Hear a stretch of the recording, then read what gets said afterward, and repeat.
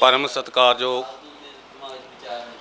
शंभू मोर्चे ते पंजाब अते हरियाणे तो पहुँचे पतवंते ते सूझवान सज्जणों, सब तो पहला किसी शहर दियां चंद सतरां फतेह बारे साझियां करांगे। किसी शहर ने लिखा, उदों मुक्कदे गेड़ 84 दे, जदों विच दीवान दे आम दा सिख, उदों सिख वल हुंदा मुख मेरा, जदों सिख नूं फतेह बलाम दा सिख, करो फतेह दी सांझ गज वज के गजाओ फतेह, वाहिगुरू जी का खालसा वाहिगुरू जी की फतेह। ये मोर्चा जागदियां जमीरां वालियां दा मोर्चा है, क्योंकि अज लड़ाई किसानी दी नहीं, अज लड़ाई मजदूरां दी नहीं, लड़ाई साडे वजूद दी है, लड़ाई साडे मान दी है, लड़ाई साडे पंजाब दी है, लड़ाई साडी जवानी नूं बचाउण दी है, लड़ाई साडे किसानी नूं बचाउण दी है। हमेशा ही दिल्ली सरकार ने पंजाब दे नाल धोखा कीता, कदे इहने साडी जवानी ते हमला कीता। सारे जानते हैं कि जिन्हों काला दौर कहा जाता सी, वो दौर किसी पंजाब वासियों ने नहीं सी लैके आंदा, वो केंद्र की बेईमान सरकार ने पंजाब नूं दबाउण दी खातर, साडी नौजवानी नूं खत्म करन दी खातर इत्थे अतवाद दा दौर लिआंदा। उस तो बाद साडे पंजाब दी जवानी नूं इन्हां ने नशियां दे विच डोबिया। साडे पंजाब दे जवानां नूं नशई कह के भंडिया, ते साडे पंजाब दे नौजवान जो देश पंजाब लई कुछ ना कुछ करना चाहुंदे सन, उन्हां नूं नशियां दे विच गलतान कर दिता, ते असीं सोचण लगे कि पंजाब दे विच रहना हुण मुश्किल है। असीं अपणियां जमीनां बेच, अपने गहने गट्टे बेच, अपने नौजवानों नूं विदेशां दे वल भेजण दे लई मजबूर हो गए, क्योंकि सरकार चाहुंदी सी कि पंजाब दी जवानी नूं खत्म कर दिता जाए। साडी सोच बदल दिती गई। अज कदे NCR दे नाते, कदे NPA दे नाते, कदे मुसलमान ते हिंदू दे नाते, कदे सिख ते हिंदू दे दंगियां दे नाते सानू लड़ा के आपस दे विच वंडिया। अज पंजाब दे अंदर पिछे सारिਆਂ ने देखा कि BJP वालों एक कोझी साजिश रची गई कि असी अंबेडकर दे बुत्तां ते जाके हार पाउण जाना। इन्हां नूं अंबेडकर चेते आ गया, जेड़े पैगंबर नूं मनदे ने, जेड़ी मनु समृति नूं मनदे ने, वो कहंदी है ढोर गवार शूदर पशु नारी, ये चारों ताड़न के अधिकारी। ते अज इन्हां नूं वड्डा हेज किवें जाग पिया। ये चाहुंदे ने कि पंजाब दे दलित भाईचारे नूं, पंजाब दे मजदूर भाईचारे नूं किसान दे खिलाफ बागी सुरां दे विच खड़ा करके इन्हां नूं आपस दे विच लड़ा के किसान अंदोलन नूं तारो पीड़ कीता जावे। अज भी ਜਿਹੜੀਆਂ संघर्षी जथेबंदियां ने, कत्ते जथेबंदियां वालों संघर्ष लड़िया जा रहा।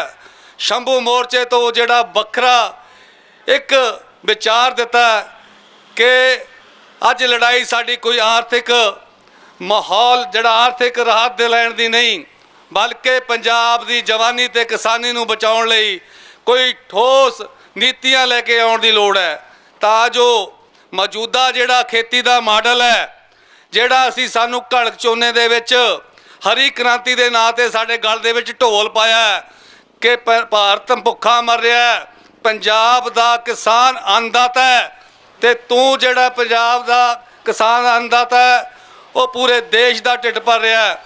अज भारत नूं पंजाब दे अनाज दी लोड़ नहीं, इसे करके अज वो साडा जिहड़ा सदियां तो मंडीकरण बोर्ड चलिया आ रहा, जिहड़ा साडा आपसी सदियां तो भाईचारा चलिया आ रहा, आड़तीए ते किसान मजदूर दा वो भाईचारे नूं तोड़न लई मौजूदा सिस्टम नूं तबाह करन वाल तुरी हुई है। तो ये जिहड़े साडे जागदियां जमीरां वाले लोग है, साडे पंजाब दे किसान, पंजाब दे लोग जिन्हां ने कदे भीख मंगना नहीं सिक्ख्या, असी कदे ठूठा मंग लैके मंगण नहीं गए। पूरा देश ठूठा लैके दूजे देशों के अगे मंगण लई खड़ा हुंदा सी। अज असी इन्हां नूं काबल बना दिता। अज असी इन्हां नूं सोझी दे दित्ती कि फसल धरती दी हिक दे विचों किस तरह पैदा की जाती है। अनाज बहुतात दे विच पैदा कर दिता। अज ये सानूं अखां विखाउण लग गए। असी बाबे नानक दे वारस हां। असी वारसा भगत सिंह सराभियां दे, असी वारसा बगदरी बाबियां दे, ते असी वारस हां गुरु गोबिंद सिंह जी दे, जिन्हां ने उस समय दे औरंगजेब नूं एक फतेह की चिट्ठी लिख के उहदी फतेह बुला दिती। ते अज ये अजोके युग दा फरंगी, अजोके युग दा जिहड़ा औरंगजेब है नरेंद्र मोदी, ये भी उस नीति दे तुरिया होया। उन्हें दीनी इलाही चलाया सी, ये भगवा करना चाहता है। ये कहता पूरे देश का भगवाकरण करके एक देश, एक मंडी, एक भाषा, एक धर्म, एक जात पैदा कर दिया। ये अज तक कदे होया नहीं ते ना कदे होना इतिहास दे विच। जदों सवा मन जंजू ला के औरंगजेब रोटी खांदा सी, उस टाइम इन्हां सिंघां सरदारां ने इन्हां दी इज्जत बचाई। श्री गुरु तेग बहादुर साडे 9वें पातशाह, जिन्हां ने चांदनी चौक दे विच जाके सीस दिता।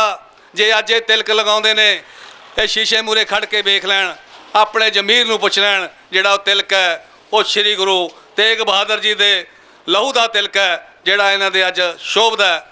किसी शायर ने लिखिया, ना कहूँ अब की ना कहूँ तब की, अगर ना होते गोबिंद सिंह तो सुन्नत होती सबकी। तो अज इन्हां नूं पुरातन अपना इतिहास भुल के अज ये सानू ललकारदे ने। पर असी ये दसना चाहुंदे हां कि भारत देश के अंदर दो ही स्टेटां ने, एक बंगाल जिन्हों अज वैस्ट बंगाल पा कलकत्ता के नाम नाल भी जानते हैं, दूजा पंजाब। जे आपां सीधे खड़े हो जाइए, सज्जे पासे साडा पंजाब आ ते खब्बे पासे बंगाल आ। ये दोनों स्टेटां मिल के जदों संघर्ष करदियां ने तां ये वड्डियां वड्डियां दियां चूड़ां हिला दिंदियां।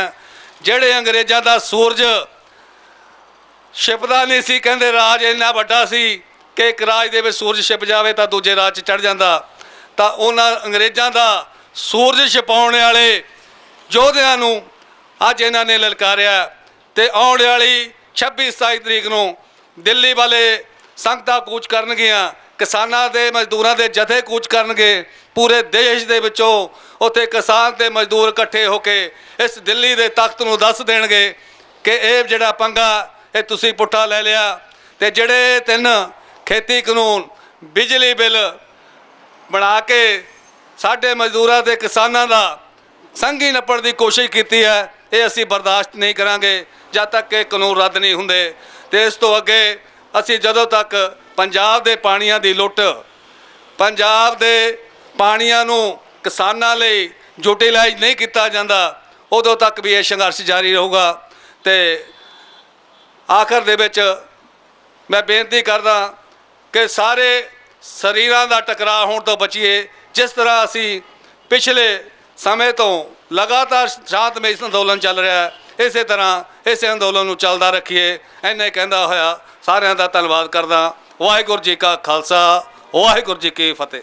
सन्मान और सत्कारयोग गुरु रूप साध संगत फतेह अर्ज करो। वाहिगुरू जी का खालसा, वाहिगुरू जी की फतेह। मेरे तो पहला सिकलीगढ़ सिख भाईचारे दे पंजाब दे प्रधान सरदार जिले सिंह उन्होंने अज दे पंजाब दे हालातां बारे बहुत विस्तारपूर्वक चानना पाया। अज आपां शंभू मोर्चे की स्टेज उत्ते जिहड़ा यह मोर्चा पिछले 4 तरीक तो पिछले महीने की 4 तरीक तो लग्या और 1 महीने तो तकरीबन 20 दिन उत्ते हो गए इस मोर्चे नूं चलदे होए। अज आपां इस स्टेज के उत्ते इस मोर्चे दे विच बैठे हैं।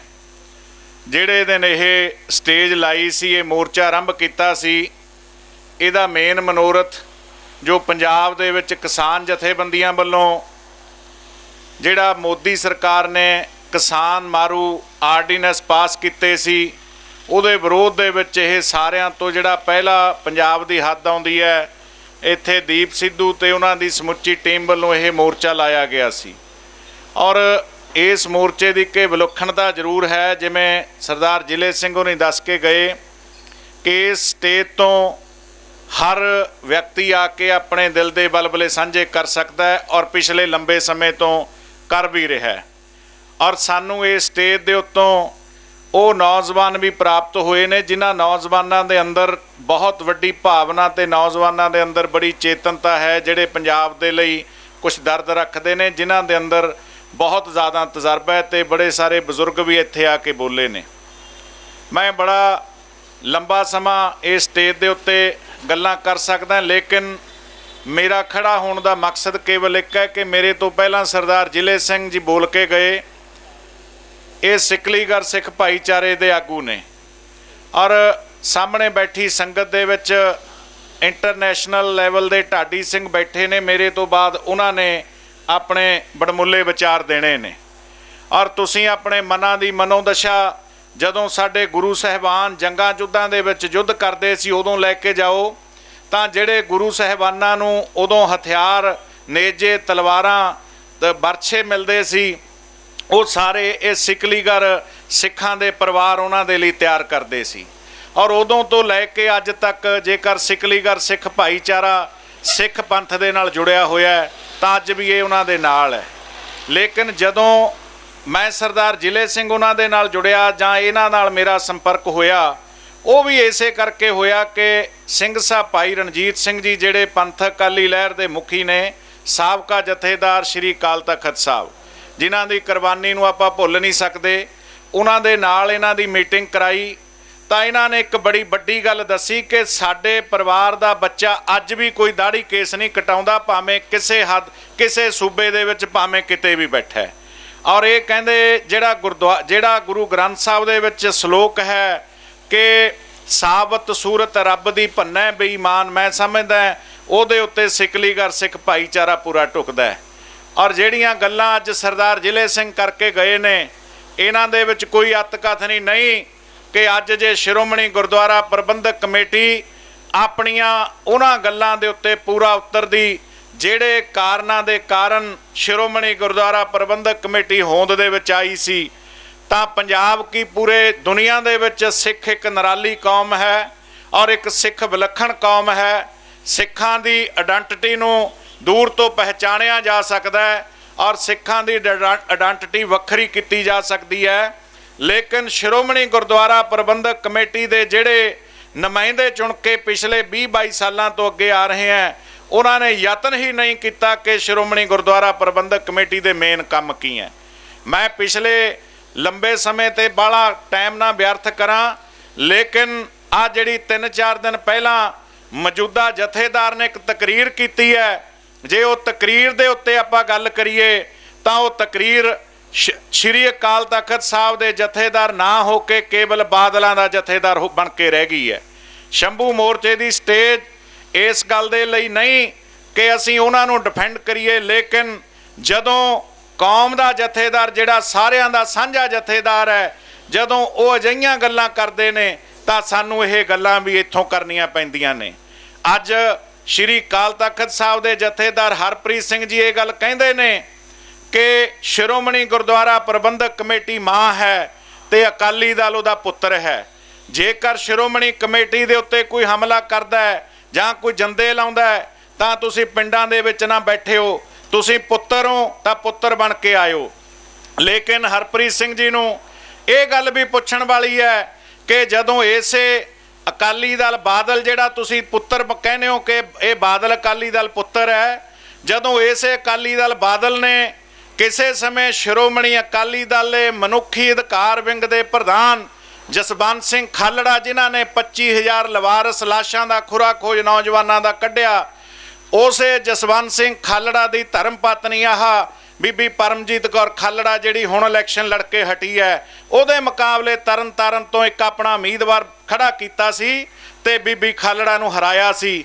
ਤਾਂ ਕੀ ਇਸ ਪੁੱਤਰ ਦੀ ਨਲਾਇਕੀ ਦੀ ਕਦੇ ਗਿਆਨੀ ਹਰਪ੍ਰੀਤ ਸਿੰਘ ਜੀ ਨੇ ਗੱਲ ਕੀਤੀ? ਔਰ ਕੀ ਗਿਆਨੀ ਹਰਪ੍ਰੀਤ ਸਿੰਘ ਜੀ ਨੇ ਇਹ ਗੱਲ ਕੀਤੀ ਕਿ ਜਦੋਂ ਬਰਗਾੜੀ ਦੇ ਵਿੱਚ ਇੱਕ ਇਸ਼ਤਿਹਾਰ ਲਾਏ ਗਏ ਔਰ ਇਹ ਕਿਹਾ ਗਿਆ ਕਿ ਤੁਹਾਡਾ ਗੁਰੂ ਅਸੀਂ ਚੋਰੀ ਕਰਨਾ ਹੈ, ਚੋਰੀ ਕੀਤਾ ਗਿਆ, ਉਪਰੰਤ ਗੁਰੂ ਦੇ ਪੰਨੇ ਪਾੜੇ ਗਏ ਔਰ ਰੋਸ ਕਰਦੀਆਂ ਸੰਗਤਾਂ ਦੇ ਉੱਤੇ ਜਿਹੜੇ ਦਲ ਨੂੰ ਇਹ ਪੁੱਤਰ ਕਹਿੰਦੇ ਆ, ਉਸੇ ਪੁੱਤਰ ਦੀ ਸਰਕਾਰ ਔਰ ਅੱਜ ਉਹੀ ਪੁੱਤਰ ਜਿਹੜਾ ਦਲ ਦਾ ਪ੍ਰਧਾਨ ਹੈ, ਉਹੀ ਉਸ ਸਮੇਂ ਗ੍ਰਹਿ ਮੰਤਰੀ ਸੀ, ਉਹਦੇ ਹੁੰਦੇ ਗੁਰਸਿੱਖਾਂ ਦੇ ਉੱਤੇ ਗੋਲੀਆਂ ਚੱਲੀਆਂ। ਕੀ ਗਿਆਨੀ ਹਰਪ੍ਰੀਤ ਸਿੰਘ ਜੀ ਉਦੋਂ ਇਹ ਗੱਲ ਪੁੱਛ ਸਕਦੇ ਸੀ ਕਿ ਮੈਂ ਬਤੌਰ ਜਥੇਦਾਰ ਇਸ ਪੁੱਤਰ ਨੂੰ ਪੁੱਛਦਾ ਕਿ ਜਦੋਂ ਸਿੱਖਾਂ ਦੇ ਉੱਤੇ ਗੋਲੀਆਂ ਚੱਲੀਆਂ ਸੀ ਤਾਂ ਤੁਸੀਂ ਕਾਰਵਾਈ ਕਿਉਂ ਨਹੀਂ ਕੀਤੀ? ਔਰ ਅੱਜ ਗਿਆਨੀ ਹਰਪ੍ਰੀਤ ਸਿੰਘ ਜੀ ਗੱਲ ਕਰਦੇ ਨੇ, ਲੇਕਿਨ ਗਿਆਨੀ ਹਰਪ੍ਰੀਤ ਸਿੰਘ ਜੀ ਨੂੰ ਇੱਕ ਮੈਂ ਨਿਮਾਣਾ ਸਿੱਖ ਹੋਣ ਦੇ ਨਾਤੇ ਪੁੱਛਦਾ ਕਿ ਅੱਜ ਤੁਸੀਂ ਕੀ ਕੌਮ ਦੇ ਵਿੱਚ ਭਰਾ ਮਾਰੂ ਜੰਗ ਖੜੀ ਕਰਨੀ ਚਾਹੁੰਦੇ ਹੋ? ਅੱਜ ਤੁਸੀਂ ਕਹਿੰਦੇ ਹੋ ਕਿ ਪਿੰਡਾਂ 'ਚੋਂ ਡਾਂਗਾ ਲੈ ਕੇ ਆ ਜਿਓ, ਲੇਕਿਨ ਡਾਂਗਾ ਮਗਾਉਂਦੇ ਕਿਹਦੇ ਲਈਓ? ਜੇਕਰ ਕੋਈ ਸਤਨਾਮ ਵਾਹਿਗੁਰੂ ਦਾ ਜਾਪ ਕਰਕੇ ਤੁਹਾਡੇ ਤੋਂ 328 ਸਰੂਪਾਂ ਦੀ ਗੱਲ ਕਰਦਾ ਕਿ ਦੱਸੋ ਕਿੱਥੇ ਗਏ? ਜੇਕਰ ਜਿਹੜੀ ਫੌਜ ਨੇ 84 ਦੇ ਵਿੱਚ ਦਰਬਾਰ ਸਾਹਿਬ ਤੇ ਅਟੈਕ ਕੀਤਾ, ਸਿੱਖ ਰੈਫਰੈਂਸ ਲਾਇਬ੍ਰੇਰੀ ਜਿਹਦੇ ਵਿੱਚ ਸਾਡੇ ਪੁਰਾਤਨ ਸਰੂਪ ਪਏ ਸੀ, ਜਿਹਦੇ ਵਿੱਚ ਗੁਰੂ ਸਾਹਿਬ ਦੀਆਂ ਹੱਥ ਲਿਖਤਾਂ ਪਈਆਂ ਸੀ, ਉਹ ਭਾਰਤੀ ਫੌਜ ਦਿੱਲੀ ਦੀ ਹਕੂਮਤ ਚੱਕ ਕੇ ਲੈ ਗਈ। ਲੇਕਿਨ ਅੱਜ ਜਦੋਂ ਪੁੱਛਦੇ ਆ ਤਾਂ ਉਹ ਕਹਿੰਦੇ ਕਿ ਅਸੀਂ ਤਾਂ ਇਹ ਵਾਪਸ ਕਰਤੇ। ਸ਼੍ਰੋਮਣੀ ਕਮੇਟੀ ਦੇ ਮੌਕੇ ਦੇ ਸਕੱਤਰਾਂ ਦੇ ਉਹ ਸਾਈਨ ਦਿਖਾਉਣੇ ਆ ਔਰ ਜਦੋਂ ਕੋਰਟ ਦੇ ਵਿੱਚ ਕੇਸ ਪਾਇਆ ਤਾਂ ਕੋਰਟ ਦੇ ਵਿੱਚ ਪੇਸ਼ ਨਹੀਂ ਹੋ ਰਹੇ ਇਹ, ਔਰ ਜਦੋਂ ਸਕੱਤਰਾਂ ਦੇ ਸਾਈਨ ਹੈ ਤਾਂ ਭਾਰਤੀ ਫੌਜ ਕਹਿੰਦੀ ਹੈ ਕਿ ਅਸੀਂ ਸ਼੍ਰੋਮਣੀ ਕਮੇਟੀ ਨੂੰ ਇਹ ਸਾਰੀਆਂ ਚੀਜ਼ਾਂ ਸਪੁਰਦ ਕਰ ਦਿੱਤੀਆਂ ਨੇ। ਲੇਕਿਨ ਉਸ ਰੈਫਰੈਂਸ ਲਾਇਬ੍ਰੇਰੀ ਦੇ ਵਿੱਚ ਬਹੁਤ ਸਾਰੇ ਇਹੋ ਜਿਹੇ ਅਨਮੋਲ ਖਜ਼ਾਨੇ ਆ ਜਿਹੜੇ ਮਿਲ ਨਹੀਂ ਰਹੇ। ਤਾਂ ਕੀ ਗਿਆਨੀ ਹਰਪ੍ਰੀਤ ਸਿੰਘ ਜੀ ਨੇ ਕਦੇ ਪੁੱਛਿਆ ਇਸ ਸ਼੍ਰੋਮਣੀ ਕਮੇਟੀ ਦੇ ਮੌਜੂਦਾ ਪ੍ਰਬੰਧਕਾਂ ਨੂੰ, ਜਿਹਨੂੰ ਮਾਂ ਕਹਿੰਦੇ ਆ, ਕਿ ਇਹ ਗੁਰੂ ਪਾਤਸ਼ਾਹ ਦੇ ਹੱਥ ਲਿਖਤ ਖਜ਼ਾਨੇ ਕਿੱਥੇ ਗਏ ਨੇ? ਅੱਜ ਜੇਕਰ ਕੋਈ ਪੁੱਛਣ ਲਈ ਜਾਂਦਾ ਹੈ ਤਾਂ ਗਿਆਨੀ ਹਰਪ੍ਰੀਤ ਸਿੰਘ ਜੀ ਕਹਿ ਰਹੇ ਆ ਕਿ ਤੁਸੀਂ ਲੋਕੋ ਪਿੰਡਾਂ 'ਚੋਂ ਡਾਂਗਾ ਲੈ ਕੇ ਆ ਜਿਓ। ਅੱਜ ਇਸ ਕਰਕੇ ਮੈਂ ਬੈਠਾ ਇੱਕ ਗੱਲ ਸੋਚ ਰਿਹਾ ਸੀ ਕਿ ਕਦੇ ਉਹ ਸਮਾਂ ਸੀ ਜਦੋਂ ਗੁਰੂ ਮਹਾਰਾਜ ਦੀ ਬਰਾਬਰੀ ਕਰਨ ਦੀ ਕੋਸ਼ਿਸ਼ ਕੀਤੀ ਸੀ ਨਿਰੰਕਾਰੀ ਨੇ, 1978 ਦਾ ਟਾਈਮ ਸੀ, ਤਾਂ ਭਾਈ ਰਣਜੀਤ ਸਿੰਘ ਜੀ ਭਾਵੇਂ ਉਦੋਂ ਛੋਟੀ ਉਮਰ ਦੇ ਸੀ ਲੇਕਿਨ ਜਜ਼ਬਾ ਸੀਗਾ, ਸੋਧਾ ਲਾਇਆ। ਲੇਕਿਨ ਉਦੋਂ ਵੀ ਪ੍ਰਕਾਸ਼ ਸਿੰਘ ਬਾਦਲ ਦੀ ਸਰਕਾਰ ਸੀ ਜਦੋਂ ਉਹ ਕਾਂਡ ਹੋਇਆ, ਔਰ ਅੱਜ ਵੀ ਪ੍ਰਕਾਸ਼ ਸਿੰਘ ਬਾਦਲ ਦੀ ਸਰਕਾਰ ਸੀ ਜਦੋਂ ਬਰਗਾੜੀ ਦੇ ਵਿੱਚ ਕਾਂਡ ਹੋਇਆ, ਔਰ ਅੱਜ ਵੀ ਪ੍ਰਕਾਸ਼ ਸਿੰਘ ਬਾਦਲ, ਸੁਖਬੀਰ ਸਿੰਘ ਬਾਦਲ ਦੀ ਹਕੂਮਤ ਸ਼੍ਰੋਮਣੀ ਕਮੇਟੀ ਦੇ ਵਿੱਚ ਚੱਲਦੀ ਹੈ ਜਦੋਂ 328 ਸਰੂਪ ਜਾਂ ਜਦੋਂ ਅਗਲੇ ਸਰੂਪ ਹੋਏ। ਔਰ ਇਹ ਮੋਰਚਾ ਸ਼ੰਭੂ ਮੋਰਚੇ ਦੀ ਸਟੇਜ, ਮੈਂ ਇੱਕ ਗੱਲ ਹੋਰ ਵੀ ਕਹਿਣੀ ਚਾਹਾਂਗਾ ਕਿ ਜਦੋਂ ਵੋਟਾਂ ਪਈਆਂ ਤਾਂ ਹਰ ਘਰ ਤੇ ਹਰ ਸਟੇਜ ਦੇ ਉੱਤੇ ਜਾ ਕੇ ਕਾਂਗਰਸੀ ਐਮਐਲਏ ਨੇ ਪਿੱਟ ਕੇ ਕਿਹਾ ਕਿ ਜੇ ਸਾਡੀ ਸਰਕਾਰ ਬਣਦੀ ਹੈ ਤਾਂ ਅਸੀਂ ਪਹਿਲੇ 2-3-4 ਮਹੀਨਿਆਂ ਦੇ ਵਿੱਚ ਦੋਸ਼ੀ ਫੜਾਂਗੇ। ਲੇਕਿਨ ਸਰਕਾਰਾਂ ਬਣ ਗਈਆਂ, ਸ਼ਰਾਬਾਂ ਵੇਚਣ ਲੱਗੇ, ਰੇਤਾ ਖਾਣ ਲੱਗੇ, ਲੇਕਿਨ ਅੱਜ ਤੱਕ ਗੁਰੂ ਮਹਾਰਾਜ ਦਾ ਦੋਸ਼ੀ ਸਾਹਮਣੇ ਨਹੀਂ ਲਿਆਂਦਾ ਗਿਆ। ਕੇਵਲ ਤੋਂ ਕੇਵਲ ਸਿੱਟ ਬਣਾਤੀ, ਕਮੇਟੀਆਂ ਬਣਾਤੀਆਂ ਔਰ ਅੱਗੇ ਤੋਂ ਅੱਗੇ ਉਹ ਜਾਂਚਿਆਂ ਨੂੰ ਅੱਗੇ ਪਾ ਰਹੇ हैं। ਔਰ ਇਸ ਕਰਕੇ ਕੇਵਲ ਇਹ ਮੋਰਚੇ ਤੇ ਆਉਣ ਵਾਲੀ ਸੰਗਤ ਹੀ ਨਹੀਂ, ਸਮੁੱਚਾ ਪੰਜਾਬ ਇਹ ਗੱਲ ਕਹਿ ਰਿਹਾ ਹੈ ਕਿ ਅੱਜ ਅਮਰਿੰਦਰ ਤੇ ਬਾਦਲ ਦੋਵੇਂ ਜਣੇ ਰਲ ਕੇ ਰਾਜਨੀਤੀ ਕਰ ਰਹੇ हैं। ਰਾਜਨੀਤੀ ਕਰੋ, ਜੰਮ ਕਰੋ, ਲੇਕਿਨ ਜਦ ਖਾਲਸਾ ਜੀ ਗੁਰੂ ਗ੍ਰੰਥ ਸਾਹਿਬ ਦੇ ਉੱਤੇ ਰਾਜਨੀਤੀ ਹੁੰਦੀ ਹੈ ਤਾਂ ਹਰੇਕ ਸਿੱਖ ਦਾ ਮਨ ਦੁਖੀ ਹੁੰਦਾ ਹੈ। ਔਰ ਜਦੋਂ ਗੱਲ ਕਰਦੇ ਆ ਤਾਂ ਸਾਡੇ ਜਥੇਦਾਰ ਸਾਹਿਬ ਕਹਿੰਦੇ ਆ ਕਿ ਤੁਸੀਂ ਡਾਂਗਾਂ ਚੱਕ ਕੇ ਆ ਜਿਓ। ਸੋ ਇਸ ਕਰਕੇ ਮੈਂ ਜਿੱਥੇ ਸਰਦਾਰ ਜ਼ਿਲ੍ਹੇ ਸਿੰਘ ਉਹਨਾਂ ਦਾ ਇਹਨਾਂ ਨੇ ਗੱਲ ਕਰੀ, ਮਾਨ ਸਨਮਾਨ ਨਹੀਂ ਮਿਲਿਆ, ਔਰ ਮਰਦੇ ਮਜਾਹਿਦ ਸਿੰਘ ਸਾਹਿਬ ਭਾਈ ਰਣਜੀਤ ਸਿੰਘ ਜੀ ਦੇ ਨਾਲ ਜਦੋਂ ਦੀ ਇਹਨਾਂ ਦੀ ਪੂਰੀ ਕੌਮ, ਇਹਨਾਂ ਦੀ ਪੂਰੀ ਸਿਕਲੀਗਰ ਸਿੱਖ ਭਾਈਚਾਰਾ ਤੁਰਿਆ ਤਾਂ ਇਹਨਾਂ ਨੂੰ ਇੱਕੋ ਗੱਲ ਕਹੀ ਹੈ ਕਿ ਸ਼੍ਰੋਮਣੀ ਕਮੇਟੀ ਦਾ ਆਉਣ ਵਾਲਾ ਜੋ ਭਵਿੱਖ ਹੈ ਉਹ ਤੁਸੀਂ ਸੰਗਤਾਂ ਨੇ ਤੈਅ ਕਰਨਾ ਹੈ। ਔਰ ਹਰ ਪਿੰਡ ਦੇ ਵਿੱਚੋਂ ਕੋਈ ਅਜਿਹਾ ਘਰ ਨਹੀਂ ਜਿਹੜਾ ਪੰਥਕ ਅਕਾਲੀ ਲਹਿਰ ਦੇ ਨਾਲ ਨਾ ਤੁਰਿਆ ਹੋਵੇ। ਸਮਾਂ ਨੇੜੇ ਹੈ, ਸੱਚੀਆਂ ਰੂਹਾਂ ਤੇ ਚੰਗੇ ਇਨਸਾਨ ਤੇ ਗੁਰਸਿੱਖ ਬੰਦੇ ਆਉਣ ਵਾਲੇ ਸਮੇਂ 'ਚ ਸ਼੍ਰੋਮਣੀ ਕਮੇਟੀ ਦੇ ਕਾਰਜਭਾਰ ਨੂੰ ਸੰਭਾਲਣਗੇ। ਔਰ ਉਹਨਾਂ ਵਿੱਚ ਹੋ ਸਕਦਾ ਤੁਹਾਡੇ ਸਿਕਲੀਗੜ੍ਹ ਸਿੱਖ ਭਾਈਚਾਰੇ ਦੇ ਵਿੱਚੋਂ ਵੀ ਚੰਗੀਆਂ ਰੂਹਾਂ ਅੱਗੇ ਆਉਣ, ਕਿਉਂਕਿ ਸਿੰਘ ਸਾਹਿਬ ਭਾਈ ਰਣਜੀਤ ਸਿੰਘ ਜੀ ਦੀ ਇਹ ਦਿਲੋਂ ਇੱਛਾ ਹੈ। ਔਰ ਮੈਂ ਇੱਕ ਗੱਲ ਇਹ ਵੀ ਕਹਿ ਰਿਹਾ ਕਿ ਆਉਣ ਵਾਲੇ 5-7 ਦਿਨਾਂ ਦੇ ਵਿੱਚ ਇੱਕ ਹੋਰ ਵੱਡਾ ਨੰਗਾ ਚਿਹਰਾ ਸੁਖਬੀਰ ਬਾਦਲ ਉਹਨਾਂ ਦਾ ਤੁਹਾਡੇ ਸਾਹਮਣੇ ਆਏਗਾ, ਜਿਹਦਾ ਜਵਾਬ ਦੇਣਾ ਸੁਖਬੀਰ ਬਾਦਲ ਨੂੰ ਔਖਾ ਹੋ ਜਾਏਗਾ। ਉਹ ਚਿਹਰਾ ਸਬੂਤਾਂ ਦੇ ਸਾਹਮਣੇ ਅੱਗੇ ਆਏਗਾ। ਮੈਂ ਧੰਨਵਾਦ ਕਰਦਾ ਜ਼ਿਲ੍ਹੇ ਸਿੰਘ ਜੀ, ਤੁਸੀਂ ਆ ਕੇ ਸ਼ੰਭੂ ਮੋਰਚੇ ਤੇ ਆਪਣਾ ਜਿਹੜਾ ਸਮਰਥਨ ਦਿੱਤਾ ਹੈ। ਆਸ ਕਰਦੇ ਹਾਂ ਕਿ ਤੁਸੀਂ ਇਸੇ ਤਰ੍ਹਾਂ ਦੀਪ ਸਿੱਧੂ ਜੀ ਸਾਨੂੰ ਸਾਰਿਆਂ ਨੂੰ ਇਸੇ ਤਰ੍ਹਾਂ ਹੌਸਲਾ ਦਿੰਦੇ ਰਹੋ, ਔਰ ਬਹੁਤ ਸਾਰੀਆਂ ਨੇਕ ਤੇ ਪਵਿੱਤਰ ਰੂਹਾਂ ਖਾਸ ਤੌਰ ਤੇ ਸ਼ੰਭੂ ਮੋਰਚੇ ਦੀ ਸਟੇਜ ਨੇ ਇੱਕ ਅਲੌਕਿਕ ਵਰਤਾਰਾ ਵਰਤਾਇਆ। ਜਿੱਥੇ ਦਿੱਲੀ ਦੇ ਹਾਕਮਾਂ ਨੂੰ ਮੂੰਹ ਕਰਕੇ ਅਸੀਂ ਲਲਕਾਰ ਰਹੇ ਹਾਂ, ਉੱਥੇ ਪਹਿਲੇ ਦਿਨ ਤੋਂ ਵਰਲਡ ਲੈਵਲ ਦੇ ਢਾਡੀ ਹਰ ਰੋਜ਼ ਕੋਈ ਨਾ ਕੋਈ ਮਹਾਂਪੁਰਖ ਢਾਡੀ ਰਾਗੀ ਆ ਕੇ ਕੌਮ ਦੀ ਵਿਰਾਸਤ ਨੂੰ ਆ ਕੇ ਦੱਸ ਰਿਹਾ ਕਿ ਕੌਮ ਦਾ ਵਿਰਸਾ ਕੀ ਹੁੰਦਾ ਹੈ। ਉਹੀ ਸ਼੍ਰੋਮਣੀ ਕਮੇਟੀ ਦੇ ਪੈਰੋਕਾਰ ਜਿਹੜੇ ਢਾਡੀ ਸਿੰਘਾਂ ਨੂੰ ਕਦੇ ਅੱਗੇ ਨਹੀਂ ਆਉਣ ਦਿੰਦੇ ਸੀ, ਲੇਕਿਨ ਆਉਣ ਵਾਲਾ ਸਮਾਂ ਦੂਰ ਨਹੀਂ ਜਦੋਂ ਇਹ ਢਾਡੀ ਸਿੰਘ ਦੁਬਾਰਾ ਫੇਰ ਹਰ ਘਰ ਦੇ ਵਿੱਚ ਆਪਣੀ ਕਥਾ ਸੁਣਾਇਆ ਕਰਨਗੇ। ਮੈਂ ਤੁਹਾਡਾ ਫੇਰ ਇੱਕ ਵਾਰੀ ਧੰਨਵਾਦ ਕਰਦਾ। ਵਾਹਿਗੁਰੂ ਜੀ ਕਾ ਖਾਲਸਾ, ਵਾਹਿਗੁਰੂ ਜੀ ਕੀ ਫਤਿਹ। ਗੁਰੂ ਪਿਆਰੀ ਸਾਧ ਸੰਗਤ ਜੀ, ਵਾਹਿਗੁਰੂ ਜੀ ਕਾ ਖਾਲਸਾ, ਵਾਹਿਗੁਰੂ ਜੀ ਕੀ ਫਤਿਹ। ਸਾਰਾ ਕੁਛ ਹੀ ਸਰਦਾਰ ਜੋਗਾ ਸਿੰਘ ਚੱਪੜ, ਪ੍ਰਧਾਨ ਸਿੱਖ ਸੀਗਰ ਸੈਲ ਪੰਜਾਬ, ਜ਼ਿਲ੍ਹੇ ਸਿੰਘ ਤੁਹਾਨੂੰ ਦੱਸ ਹੀ ਚੁੱਕੇ ਹਾਂ ਜੀ। ਜਿਹੜਾ ਸ਼ੰਭੂ ਮੋਰਚਾ ਆਪਣਾ 50 ਦਿਨਾਂ ਤੋਂ ਚੱਲ ਰਿਹਾ ਵੀਰ ਜੀ, ਤੇ ਆਪਣੀ ਏਕਤਾ ਹੀ ਆਪਣਾ ਸਬੂਤ ਹੈ ਜੀ। ਜੇ ਸਾਰੇ ਹੀ ਰਲ ਮਿਲ ਕੇ ਏਕੇ ਦੇ ਨਾਲ ਚੱਲਣਗੇ ਜੀ ਤਾਂ ਹੀ ਆਪਣੀ ਕਾਮਯਾਬੀ ਹੈ ਜੀ। ਕੱਲਾ ਕੱਲਾ ਬੰਦਾ ਚੱਲੂਗਾ ਕੁਛ ਨਹੀਂ ਹੋ ਸਕਦਾ ਜੀ। ਇੰਨੀਆਂ ਕੁ ਬੇਨਤੀਆਂ ਵੀਰ ਜੀ, ਸਾਰੇ ਹੀ ਆਪਣਾ ਏਕਾ ਦਿਖਾਓ ਜੀ, ਸਾਰੇ ਹੀ ਰਲ ਮਿਲ ਕੇ ਚੱਲੋ ਜੀ, ਤਾਂ ਹੀ ਆਪਣੀ ਕਾਮਯਾਬੀ ਹੈ ਜੀ। ਸਰਕਾਰਾਂ ਹੋਣ ਚਾਹੇ ਕੋਈ ਵੀ ਹੋਣ ਜੀ, ਏਕੇ ਦੇ ਅੱਗੇ ਸਾਰਿਆਂ ਨੂੰ ਹੀ ਮਜਬੂਰ ਹੋਣਾ ਪਊਗਾ ਜੀ। ਏਕੇ ਦੇ ਵਿੱਚ ਹੀ ਬਲ ਹੈ ਜੀ। ਵਾਹਿਗੁਰੂ ਜੀ ਕਾ ਖਾਲਸਾ, ਵਾਹਿਗੁਰੂ ਜੀ ਕੀ ਫਤਿਹ। ਸਤਿਕਾਰਯੋਗ ਸਾਧ ਸੰਗਤ ਜੀ, ਸੱਚੇ ਪਾਤਸ਼ਾਹ ਗੁਰੂ ਕਲਗੀਆਂ ਵਾਲੇ ਦੀ ਆਪਾਂ ਪਹਿਲਾਂ ਫਤਿਹ ਬੁਲਾਈਏ। ਵਾਹਿਗੁਰੂ ਜੀ ਕਾ ਖਾਲਸਾ, ਵਾਹਿਗੁਰੂ ਜੀ ਕੀ ਫਤਿਹ। ਸਰਦਾਰ ਸੁਰਿੰਦਰ ਸਿੰਘ ਜੀ ਹੁਣੀ ਗੜ੍ਹ ਸ਼ੰਕਰ ਵਾਲੇ ਪ੍ਰਬੰਧਕਾਂ ਦਾ ਧੰਨਵਾਦ ਕਰਕੇ ਗਏ ਨੇ।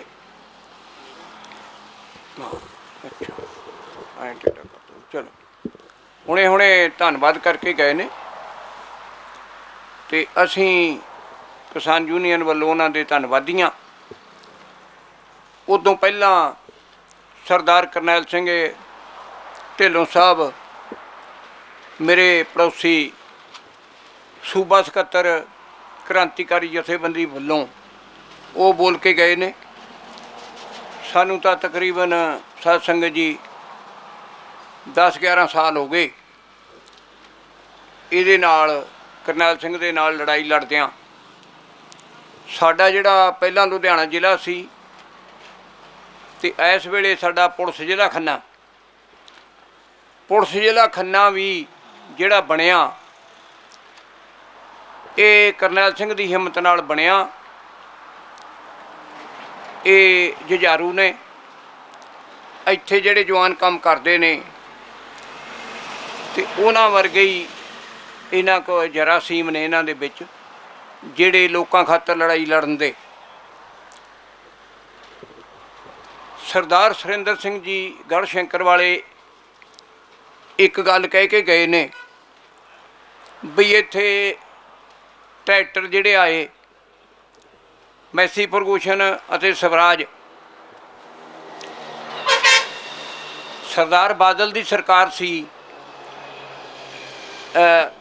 ਉਸ ਵੇਲੇ। ਇੱਕ ਸਾਡੇ ਗੁਆਂਢ 'ਚ ਮੈਸੀ ਫਰਗੂਸ਼ਨ ਆਇਆ ਸਰ, ਛੋਟੀ ਬਗਲੀ ਪਿੰਡ ਆ ਖੰਨੇ ਦੇ ਲਾਗੇ, ਤੇ ਉਹ ਪੁਰਾਣੇ ਇੰਜਣ ਧਰ ਕੇ ਵੇਚੇ ਸੀ ਸਾਧ ਸੰਗਤ ਜੀ। ਪੁਰਾਣੇ ਇੰਜਣ ਸਰਕਾਰ ਬਾਦਲ ਸਾਹਿਬ ਦੀ ਸੀ, ਜਿਹੜਾ ਆਪਣੇ ਆਪ ਨੂੰ ਕਿਸਾਨ ਕਹਾਉਂਦਾ ਵੀ ਮੈਂ ਕਿਸਾਨਾਂ ਦਾ ਹਿੱਤੂ ਹਾਂ। ਇਹਨੂੰ ਅਸੀਂ ਮਿਲਣ ਵਾਸਤੇ ਗਏ। ਇਹ 1978 ਦੀ ਗੱਲ ਹੈ ਸਾਧ ਸੰਗਤ ਜੀ। ਇਹ ਪਤਾ ਨਹੀਂ ਉਹਨਾਂ ਦੀ ਰੁਚੀ ਕੀ ਸੀ। ਪੁਰਾਣੇ ਇੰਜਣ ਧਰ ਕੇ ਵੇਚੇ ਸੀ 3 ਟਰੈਕਟਰ ਪੰਜਾਬ ਦੇ ਵਿੱਚ। ਇਹਨਾਂ ਨੂੰ ਆ ਕੇ ਜਾ ਕੇ ਸਾਡੇ ਡਰਾਈਵਰਾਂ ਨੇ ਕਿਹਾ ਬਈ ਇਹ ਟਰੈਕਟਰ ਬਦਲੀ ਕਰਾਓ ਤੇ ਕਿਸਾਨ ਲੁੱਟਿਆ ਗਿਆ। ਉਦੋਂ ਰੇਟ ਕੀ ਸੀ? ਸਿਰਫ 52,000 ਆਂਦਾ ਆਉਂਦਾ ਸੀ ਮੈਸੀ ਪ੍ਰਗੂਸ਼ਨ।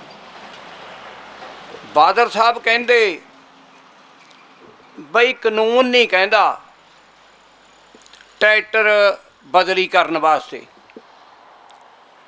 ਤਾਂ ਸਾਡੇ ਜਿਹੜੇ ਰਹਿਬਰ ਸੀ ਉਸ ਵੇਲੇ ਕਹਿੰਦੇ ਕਾਨੂੰਨ ਬਣਾ ਦਿਓ ਤੁਸੀਂ ਮਾਲਕੋਂ ਪੰਜਾਬ ਦੇ। ਕਹਿੰਦੇ ਨਹੀਂ ਇਹ ਤਾਂ ਮੁਸ਼ਕਲ ਹੈ। ਅਸੀਂ ਫਿਰ ਕੀ ਕਰਿਆ, ਸਾਰੇ ਪੰਜਾਬ ਦੀਆਂ ਸਾਧ ਸੰਗਤ ਜੀ ਏਜੰਸੀਆਂ ਬੰਦ ਕਰਾਈਆਂ। ਅਸੀਂ ਮਰਿੰਡੇ ਬੈਠੇ ਸੀ, ਲੁਧਿਆਣੇ ਬੀਬੀਆਂ ਬੈਠੀਆਂ ਸੀ ਛੋਟੀ ਮਜਾਲੀਆਂ ਤੋਂ, ਖੰਨੇ ਦੇ ਏਰੀਏ 'ਚੋਂ, ਤੇ ਸਾਰੀਆਂ ਏਜੰਸੀਆਂ ਬੰਦ ਕਰਾ ਕੇ ਫਿਰ ਦਿੱਲੀ ਗਏ। ਜਿਹੜਾ ਉਸ ਵੇਲੇ ਕਾਨੂੰਨ ਮੰਤਰੀ ਸੀ ਇਹਨਾਂ ਦਾ ਟਰੈਕਟਰਾਂ ਦਾ, ਜਾਰਜ ਫਰਨਾਂਡੇਜ਼, ਉਹਦੀ ਕੋਠੀ ਘੇਰੀ ਤਾਂ ਉਹਨੇ ਬੁਲਾਏ ਟਰੈਕਟਰ ਵਾਲੇ ਉੱਥੋਂ ਦਿੱਲੀ ਤੋਂ। ਉਹ ਕਹਿੰਦਾ ਵੀ ਇਹ ਦੱਸੋ ਟਰੈਕਟਰ ਵੇਚਿਆ? ਕਹਿੰਦੇ ਹਾਂਜੀ ਵੇਚਿਆ। ਕਹਿੰਦਾ ਕਿੰਨੇ ਦਾ? ਆਖੇ 52,000 ਦਾ ਮੈਸੀ ਫਰਗੂਸ਼ਨ। ਕਹਿੰਦੇ ਫਿਰ ਪੈਸੇ ਗਿਣ ਕੇ ਲਏ ਆ? ਕਹਿੰਦਾ ਹਾਂਜੀ ਗਿਣ ਕੇ ਲਏ ਆ। ਕੋਈ ਖੋਟਾ ਤਾਂ ਨਹੀਂ ਲਿਆ? ਕਹਿੰਦੇ ਨਹੀਂ। ਕਹਿੰਦਾ ਫਿਰ ਟਰੈਕਟਰ ਖੋਟਾ ਕਿਉਂ ਦਿੱਤਾ? ਪੁਰਾਣਾ ਇੰਜਣ ਧਰ ਕੇ। ਇਹ ਉਸ ਮੰਤਰੀ ਸੈਂਟਰ ਦੇ ਦਾ ਬਿਆਨ ਸੀ। ਕਹਿੰਦਾ ਦੱਸੋ ਕਿੰਨੇ ਦਿਨ 'ਚ ਬਦਲੀ ਕਰ ਦਿਓ? ਇਹ ਬੇਈਮਾਨ ਫਿਰ ਮਦਰਾਸ ਤੋਂ ਲੈ ਕੇ ਆਏ ਇੰਜਣ ਸਾਧ ਸੰਗਤ ਜੀ। ਪਰ ਹੋਇਆ ਕਦੋਂ? ਜਦੋਂ ਸਾਰੇ ਪੰਜਾਬ ਦੀਆਂ ਏਜੰਸੀਆਂ ਬੰਦ ਕੀਤੀਆਂ। ਇਸ ਕਰਕੇ ਇਹ ਜਿਹੜਾ ਮਸਲਾ ਹੈ ਇਹ ਹੱਲ ਹੋ ਜਾਣਾ ਹੈ। ਕੋਈ ਐਸੀ ਗੱਲ ਨਹੀਂ ਹੈ ਵੀ ਨਾ ਹੋਵੇ। ਇਹ ਤਾਂ ਹਾਲੇ ਦੇਖਦਾ ਹੈ ਆਪਾਂ ਨੂੰ ਟੀਕਾ ਲਾ ਲਾ ਕੇ। ਇਹ ਮਸਲਾ ਕਰਨੈਲ ਸਿੰਘ ਜੀ ਬੋਲ ਕੇ ਗਏ ਆ, ਪਹਿਲਾਂ ਸਰਪੰਚ ਸਾਹਿਬ ਬੋਲ ਕੇ ਗਏ ਆ। ਇਹ ਮਸਲਾ ਇਕੱਲੇ ਕਿਸਾਨਾਂ ਦਾ ਨਹੀਂ ਹੈ, ਇਹ ਕੁੱਲ ਪੰਜਾਬੀਆਂ ਦਾ, ਦੁਕਾਨਦਾਰਾਂ ਦਾ, ਕਿਸਾਨਾਂ ਦਾ, ਮਜ਼ਦੂਰਾਂ ਦਾ, ਆੜ੍ਹਤੀਆਂ ਦਾ। ਇਹ ਮਸਲਾ ਆਪਣਾ ਸਾਂਝਾ ਹੈ। ਇਸੇ ਕਰਕੇ ਇਹ ਮਸਲਾ ਹੱਲ ਹੋ ਜਾਣਾ ਹੈ। ਮੈਂ ਤਾਂ ਇਹ ਕਹੂੰਗਾ ਵੀ ਸੱਚੇ ਪਾਤਸ਼ਾਹ ਤੈਂ ਮਿਹਰ ਕਰਤੀ, ਜਿਹੜਾ ਇੱਦਾਂ ਮੋਰਚੇ ਚਲਾਉਣ ਦਾ ਤੇ ਬਲ ਦਿੱਤਾ। ਜਿਵੇਂ ਇੱਥੇ ਨੌਜਵਾਨ ਮੋਰਚਾ ਚਲਾ ਰਹੇ ਨੇ, ਇਹ ਗੁਰੂ ਨਾਨਕ ਦੇਵ ਜੀ ਦੀ ਕਿਰਪਾ ਹੈ। ਐਵੇਂ ਛੋਟੀ ਜੀ ਗੱਲ ਨਹੀਂ ਹੈ। ਘਰ ਛੱਡ ਕੇ ਇੱਕ ਜੇਲ੍ਹਾਂ ਦੇ ਵਿੱਚ ਜਾਣਾ ਤੇ ਮੋਰਚੇ ਚਲਾਉਣੇ, ਆਪਣਾ ਘਰ ਤਿਆਗ ਦੇਣਾ, ਇਹ ਬੜੀ ਵੱਡੀ ਗੱਲ ਆ। 1993 ਵਿੱਚ ਸਾਧ ਸੰਗਤ ਜੀ ਸਰਕਾਰ ਸਰ ਬੇਅੰਤ ਸਿੰਘ ਦੀ ਸੀਗੀ। ਉਦੋਂ ਮੈਨੂੰ ਹੁਕਮ ਹੋਇਆ, ਉਦੋਂ ਮੈਂ ਪ੍ਰਧਾਨ ਜ਼ਿਲ੍ਹਾ ਲੁਧਿਆਣੇ 'ਚ ਸੇਵਾ ਕਰਦਾ ਸੀ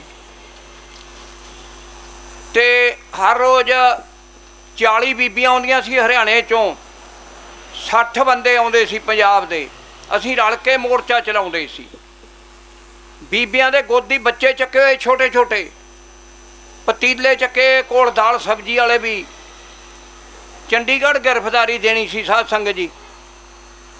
ਸੁਪਰਡੈਂਟ ਕਹਿੰਦਾ ਬੀਬੀਓ ਬੱਚੇ ਨਹੀਂ ਜਾ ਸਕਦੇ ਜੇਲ੍ਹ 'ਚ, ਇਹਨੂੰ ਬੱਚਿਆਂ ਨੂੰ ਬਾਹਰ ਬਿਠਾ ਦਿਓ, ਅਸੀਂ ਆਪੀ ਕੋਈ ਬੀਬੀਆਂ ਬੁਲਾ ਕੇ ਇਹਨਾਂ ਨੂੰ ਖੇਲਣ ਲਾ ਦਾਂਗੇ। ਤਾਂ ਬੀਬੀਆਂ ਦਾ ਬਿਆਨ ਕੀ ਸੀ? ਸੁਪਰਡੈਂਟ ਨੂੰ ਘੂਰਿਆ, ਕਹਿੰਦਾ ਇੱਦਾਂ ਬੱਚੇ ਨਾਲ ਜਾਣਗੇ? ਕਿਵੇਂ ਨਹੀਂ ਜਾ ਸਕਦੇ? ਸਾਡੇ ਤੇ ਵਾਰੰਟ ਬਣਿਆ ਹੋਇਆ, ਸਾਡਾ ਕੈਦ ਕੱਟਣ ਚੱਲੇ ਹਾਂ ਅਸੀਂ, ਬੱਚੇ ਵੀ ਨਾਲ ਜਾਣਗੇ? ਇੱਥੇ ਤੁਹਾਡਾ ਬਾਪ ਖਿਲਾਏਗਾ ਰੋਟੀ? ਤਾਂ ਨਾਲ ਗਈਆਂ ਬੀਬੀਆਂ, 40 ਬੀਬੀਆਂ ਸੀ, ਸਾਡੇ 60 ਬੰਦੇ ਸੀ ਪੰਜਾਬ ਵੱਲੋਂ। ਇਸ ਕਰਕੇ ਜਦੋਂ ਬੀਬੀਆਂ ਨਾਲ ਚੱਲ ਪੈਣ ਕਦੇ ਵੀ ਮੋਰਚਾ ਫੇਲ ਨਹੀਂ ਹੁੰਦਾ। ਸਾਧ ਸੰਗਤ ਜੀ ਤੁਹਾਡੀ ਹੁਣ ਇਹ ਲੋੜ ਆ। ਇਹ ਜਿਹੇ ਮੋਰਚੇ ਅਸੀਂ ਤਾਂ ਬਹੁਤ ਲਾਏ ਨੇ। ਪਹਿਲਾ ਮੋਰਚਾ 1978 'ਚ ਲਾਇਆ ਸੀ ਅਸੀਂ, ਡੀਜ਼ਲ ਦਾ, ਸਰਕਾਰ ਬਾਦਲ ਸਾਹਿਬ ਦੀ ਸੀ। ਫਿਰ ਟਰੈਕਟਰਾਂ ਦਾ ਲਾਇਆ, ਇੱਦਾਂ ਦੇ। ਫਿਰ ਦੁੱਧ ਮੋਰਚਾ ਲਾਇਆ 1981 'ਚ। ਮੈਂ ਪਟਿਆਲਾ ਜੇਲ੍ਹ 'ਚ ਵੀ ਰਿਹਾ, ਪਹਿਲਾਂ ਲੁਧਿਆਣੇ ਰਿਹਾ। ਇਸ ਕਰਕੇ ਉਦੋਂ ਵੀ ਸਰਕਾਰ ਦੀਆਂ ਲਕੀਰਾਂ ਕਢਾਈਆਂ। ਪਰ ਜਦ ਤੁਹਾਡਾ ਏਕਾ ਹੋਊਗਾ ਨਾ, ਗੁੱਠੂ ਬਣ ਜਾਊਗਾ ਜਿਵੇਂ ਹੁਣ ਬਣਦਾ ਜਾ ਰਿਹਾ ਹੈ। ਤੇ ਕੋਈ ਐਸੀ ਗੱਲ ਨਹੀਂ ਹੈ ਵੀ ਇਹ ਮੋਰਚਾ ਆਪਣਾ ਫੇਲ ਹੋ ਜੂ। ਜਾਂ ਇਹ ਨਹੀਂ ਜਿੱਤਿਆ ਜਾਊਗਾ, ਮੋਰਚਾ ਜਿੱਤਿਆ ਜਾਊਗਾ, ਇਹ ਛੋਟੀ ਜੀ ਗੱਲ ਨਹੀਂ ਹੈ ਜਦੋਂ ਗੁੱਠੂ ਬਣ ਜੇ। ਪਰ ਮੈਂ ਇੱਕ ਗੱਲ ਦਾ ਧੰਨਵਾਦੀ ਵੀ ਹਾਂ, ਉਹਦਾ, ਮੋਦੀ ਦਾ। ਭਾਵੇਂ ਉਹ ਕੰਮ ਉਹਨੇ ਗਲਤ ਕੀਤਾ, ਬਿਆਨ ਗਲਤ ਦੇਤੇ ਤੇ ਰੁਚੀ ਉਹਦੀ ਖਰਾਬ ਹੈ, ਪੰਜਾਬ ਤੋਂ ਉਲਟ ਹੈ, ਪਰ ਜਿਹੜੀਆਂ ਜਥੇਬੰਦੀਆਂ ਇਕੱਠੀਆਂ ਕਰਤੀਆਂ ਸਾਧ ਸੰਗਤ ਜੀ, ਇਹ ਕੰਮ ਵੱਡਾ ਕੀਤਾ। ਇਸ ਵੇਲੇ 31 ਜਥੇਬੰਦੀਆਂ, ਜਿਸ ਵੇਲੇ ਅਸੀਂ 78 'ਚ ਮੋਰਚਾ ਲਾਇਆ ਟਰੈਕਟਰਾਂ ਦਾ, ਉਦੋਂ ਅਸੀਂ ਇਕੱਠੇ ਤੇ ਸਾਰੇ, ਫਿਰ ਗਰੁੱਪਾਂ 'ਚ ਵੰਡੇ ਗਏ ਤੇ ਫਿਰ ਮੋਰਚਾ ਕੋਈ ਵੀ ਨਹੀਂ ਚੱਲਿਆ, ਨਾ ਜਿੱਤਿਆ। ਹੁਣ ਜਦੋਂ ਜਥੇਬੰਦੀਆਂ ਇਕੱਠੀਆਂ ਹੋ ਗਈਆਂ, ਇਹ ਮਸਲਾ ਹੱਲ ਹੋ ਜਾਣਾ ਹੈ। ਤੇ ਮੈਂ ਬਹੁਤਾ ਬੋਲ ਨਹੀਂ ਸਕਦਾ। ਖੰਨੇ ਮੇਰਾ ਐਕਸੀਡੈਂਟ ਹੋ ਗਿਆ ਸੀ ਸਾਧ ਸੰਗਤ ਜੀ, ਜਥੇਬੰਦੀ 'ਚ ਕੰਮ ਕਰਦੇ ਕੋਈ ਬੰਦਾ ਫੇਟ ਮਾਰ ਗਿਆ ਸੀ। ਇਸ ਕਰਕੇ ਹੁਣ ਸੱਚੇ ਪਾਤਸ਼ਾਹ ਨੇ ਕਿਰਪਾ ਕਰਤੀ, ਜਿਹੜਾ ਮੈਂ ਖੁੰਡੀ ਨਾਲ ਤੁਰ ਪੈਂਦਾ। ਤਕਰੀਬਨ 2 ਸਾਲ ਹੋ ਗਏ ਇੱਦਾਂ ਚੱਲਦੇ ਨੂੰ। ਤੇ ਮੈਂ ਸਾਰੀ ਸੰਗਤ ਦਾ ਜਿਹੜਾ ਇੱਥੇ ਤੁਸੀਂ ਹਾਜ਼ਰੀ ਭਰਨ ਆਏ ਹੋ, ਇਹ ਬੜੀ ਵੱਡੀ ਕੁਰਬਾਨੀ ਆ। ਤੇ ਇਹ ਜਿਹੜੇ ਇੱਥੇ ਜੁਝਾਰੂ ਮੋਰਚਾ ਚਲਾ ਰਹੇ ਨੇ ਨੌਜਵਾਨ, ਖਾਸ ਕਰਕੇ ਇਹਨਾਂ ਦਾ ਧੰਨਵਾਦੀ ਹਾਂ। ਪਰ ਗੁਰੂ ਨਾਨਕ ਦੇਵ ਜੀ ਨੇ ਇਹਨਾਂ 'ਤੇ ਕਿਰਪਾ ਕੀਤੀ ਆ, ਜਿਹੜੇ ਇਸ ਵੇਲੇ ਬੜਾ ਲੰਮੇ ਸਮੇਂ ਤੋਂ ਚਲਾ ਰਹੇ ਨੇ। ਅਸੀਂ ਪਹਿਲਾਂ ਵੀ ਸਰ ਕਰਨੈਲ ਸਿੰਘ ਇਕਲਾਹੇ ਦੇ ਨਾਲ 2 ਵਾਰੀ ਗੇੜਾ ਮਾਰ ਗਏ ਸੀ। ਤੇ ਅੱਗੋਂ ਵਾਸਤੇ ਸੱਚੇ ਪਾਤਸ਼ਾਹ ਮਿਹਰ ਕਰੇ, ਜਿਹੜਾ ਇਸੇ ਤਰ੍ਹਾਂ ਇਹ ਚੱਲਦਾ ਰਹੇ, ਇਹ ਗੁਰੂ ਦੀ ਕਿਰਪਾ ਹੋਵੇ ਤੇ ਆਪਾਂ ਇਹ ਮੋਰਚਾ ਲਾਜ਼ਮੀ ਜਿੱਤਾਂਗੇ। ਤੇ ਆਖਰੀ 'ਚ ਫੇਰ ਫਤਿਹ ਬੁਲਾਉਣਾ। ਵਾਹਿਗੁਰੂ ਜੀ ਕਾ ਖਾਲਸਾ, ਵਾਹਿਗੁਰੂ ਜੀ ਕੀ ਫਤਿਹ। ਵਾਹਿਗੁਰੂ ਜੀ ਕਾ ਖਾਲਸਾ, ਵਾਹਿਗੁਰੂ ਜੀ ਕੀ ਫਤਿਹ। ਸਭ ਤੋਂ ਪਹਿਲਾਂ ਤਾਂ ਮੈਂ ਇਹਨਾਂ ਨੌਜਵਾਨਾਂ ਨੂੰ ਸਲੂਟ ਕਰਦਾ, ਜਿਨ੍ਹਾਂ ਨੇ ਆਹ ਉਪਰਾਲਾ ਕਰਕੇ ਇੱਥੇ ਸਰਕਾਰ ਨੂੰ ਚੇਤਾਵਨੀ ਦਿੱਤੀ ਆ ਵੀ ਜੇ ਤੁਸੀਂ ਝੁਕਾਉਣਾ ਚਾਹੁੰਦੇ ਆ ਨਾ, ਤਾਂ ਇਹ ਉਹ ਕੌਮ ਆ ਜਿਹੜੀ ਝੁਕ ਨਹੀਂ ਸਕਦੀ। ਅਸੀਂ ਸੱਚ 'ਤੇ ਖੜ੍ਹਦੇ ਹਾਂ, ਅਸੀਂ ਝੂਠ ਬਰਦਾਸ਼ਤ ਨਹੀਂ ਕਰਦੇ। ਜੋ ਕੁਝ ਤੁਸੀਂ ਮਤੇ ਪਾਸ ਕਰਦੇ ਆ, ਇਹ ਪੰਜਾਬ ਦਾ ਘਾਣ ਕਰਨ ਵਾਲੇ ਮਤੇ ਨੇ ਤੁਹਾਡੇ ਸਾਰੇ, ਤੇ ਇਹ ਨਾ ਮੰਨਣਯੋਗ ਗੱਲਾਂ ਨੇ। ਤੇ ਮੈਂ ਇਹਨਾਂ ਨੌਜਵਾਨਾਂ ਦਾ ਤਹਿ ਦਿਲ ਤੋਂ ਇਹਨਾਂ ਨੂੰ ਸਲੂਟ ਕਰਦਾ, ਧੰਨਵਾਦ ਕਰਦਾ ਵੀ ਇਹਨਾਂ ਨੇ ਐਡਾ ਵੱਡਾ ਉਪਰਾਲਾ ਕਰਕੇ, ਜਿਹੜੇ ਅਸੀਂ ਸਿਆਣੇ ਸੋਚ ਵੀ ਨਹੀਂ ਸਕਦੇ ਸੀ। ਮੈਂ ਤੁਹਾਨੂੰ ਛੋਟੀ ਜੀ ਇੱਕ ਗੱਲ ਦੱਸਦਾ ਵੀ ਸਭ ਤੋਂ ਪਹਿਲਾਂ ਪੰਜਾਬ ਦੇ ਵਿੱਚ ਨਾ 2 ਕਿਸਾਨ ਸੀ, ਜੱਟ ਸੀ, ਜਿਨ੍ਹਾਂ ਦੇ ਕੋਲ ਟਰੈਕਟਰ ਆਏ।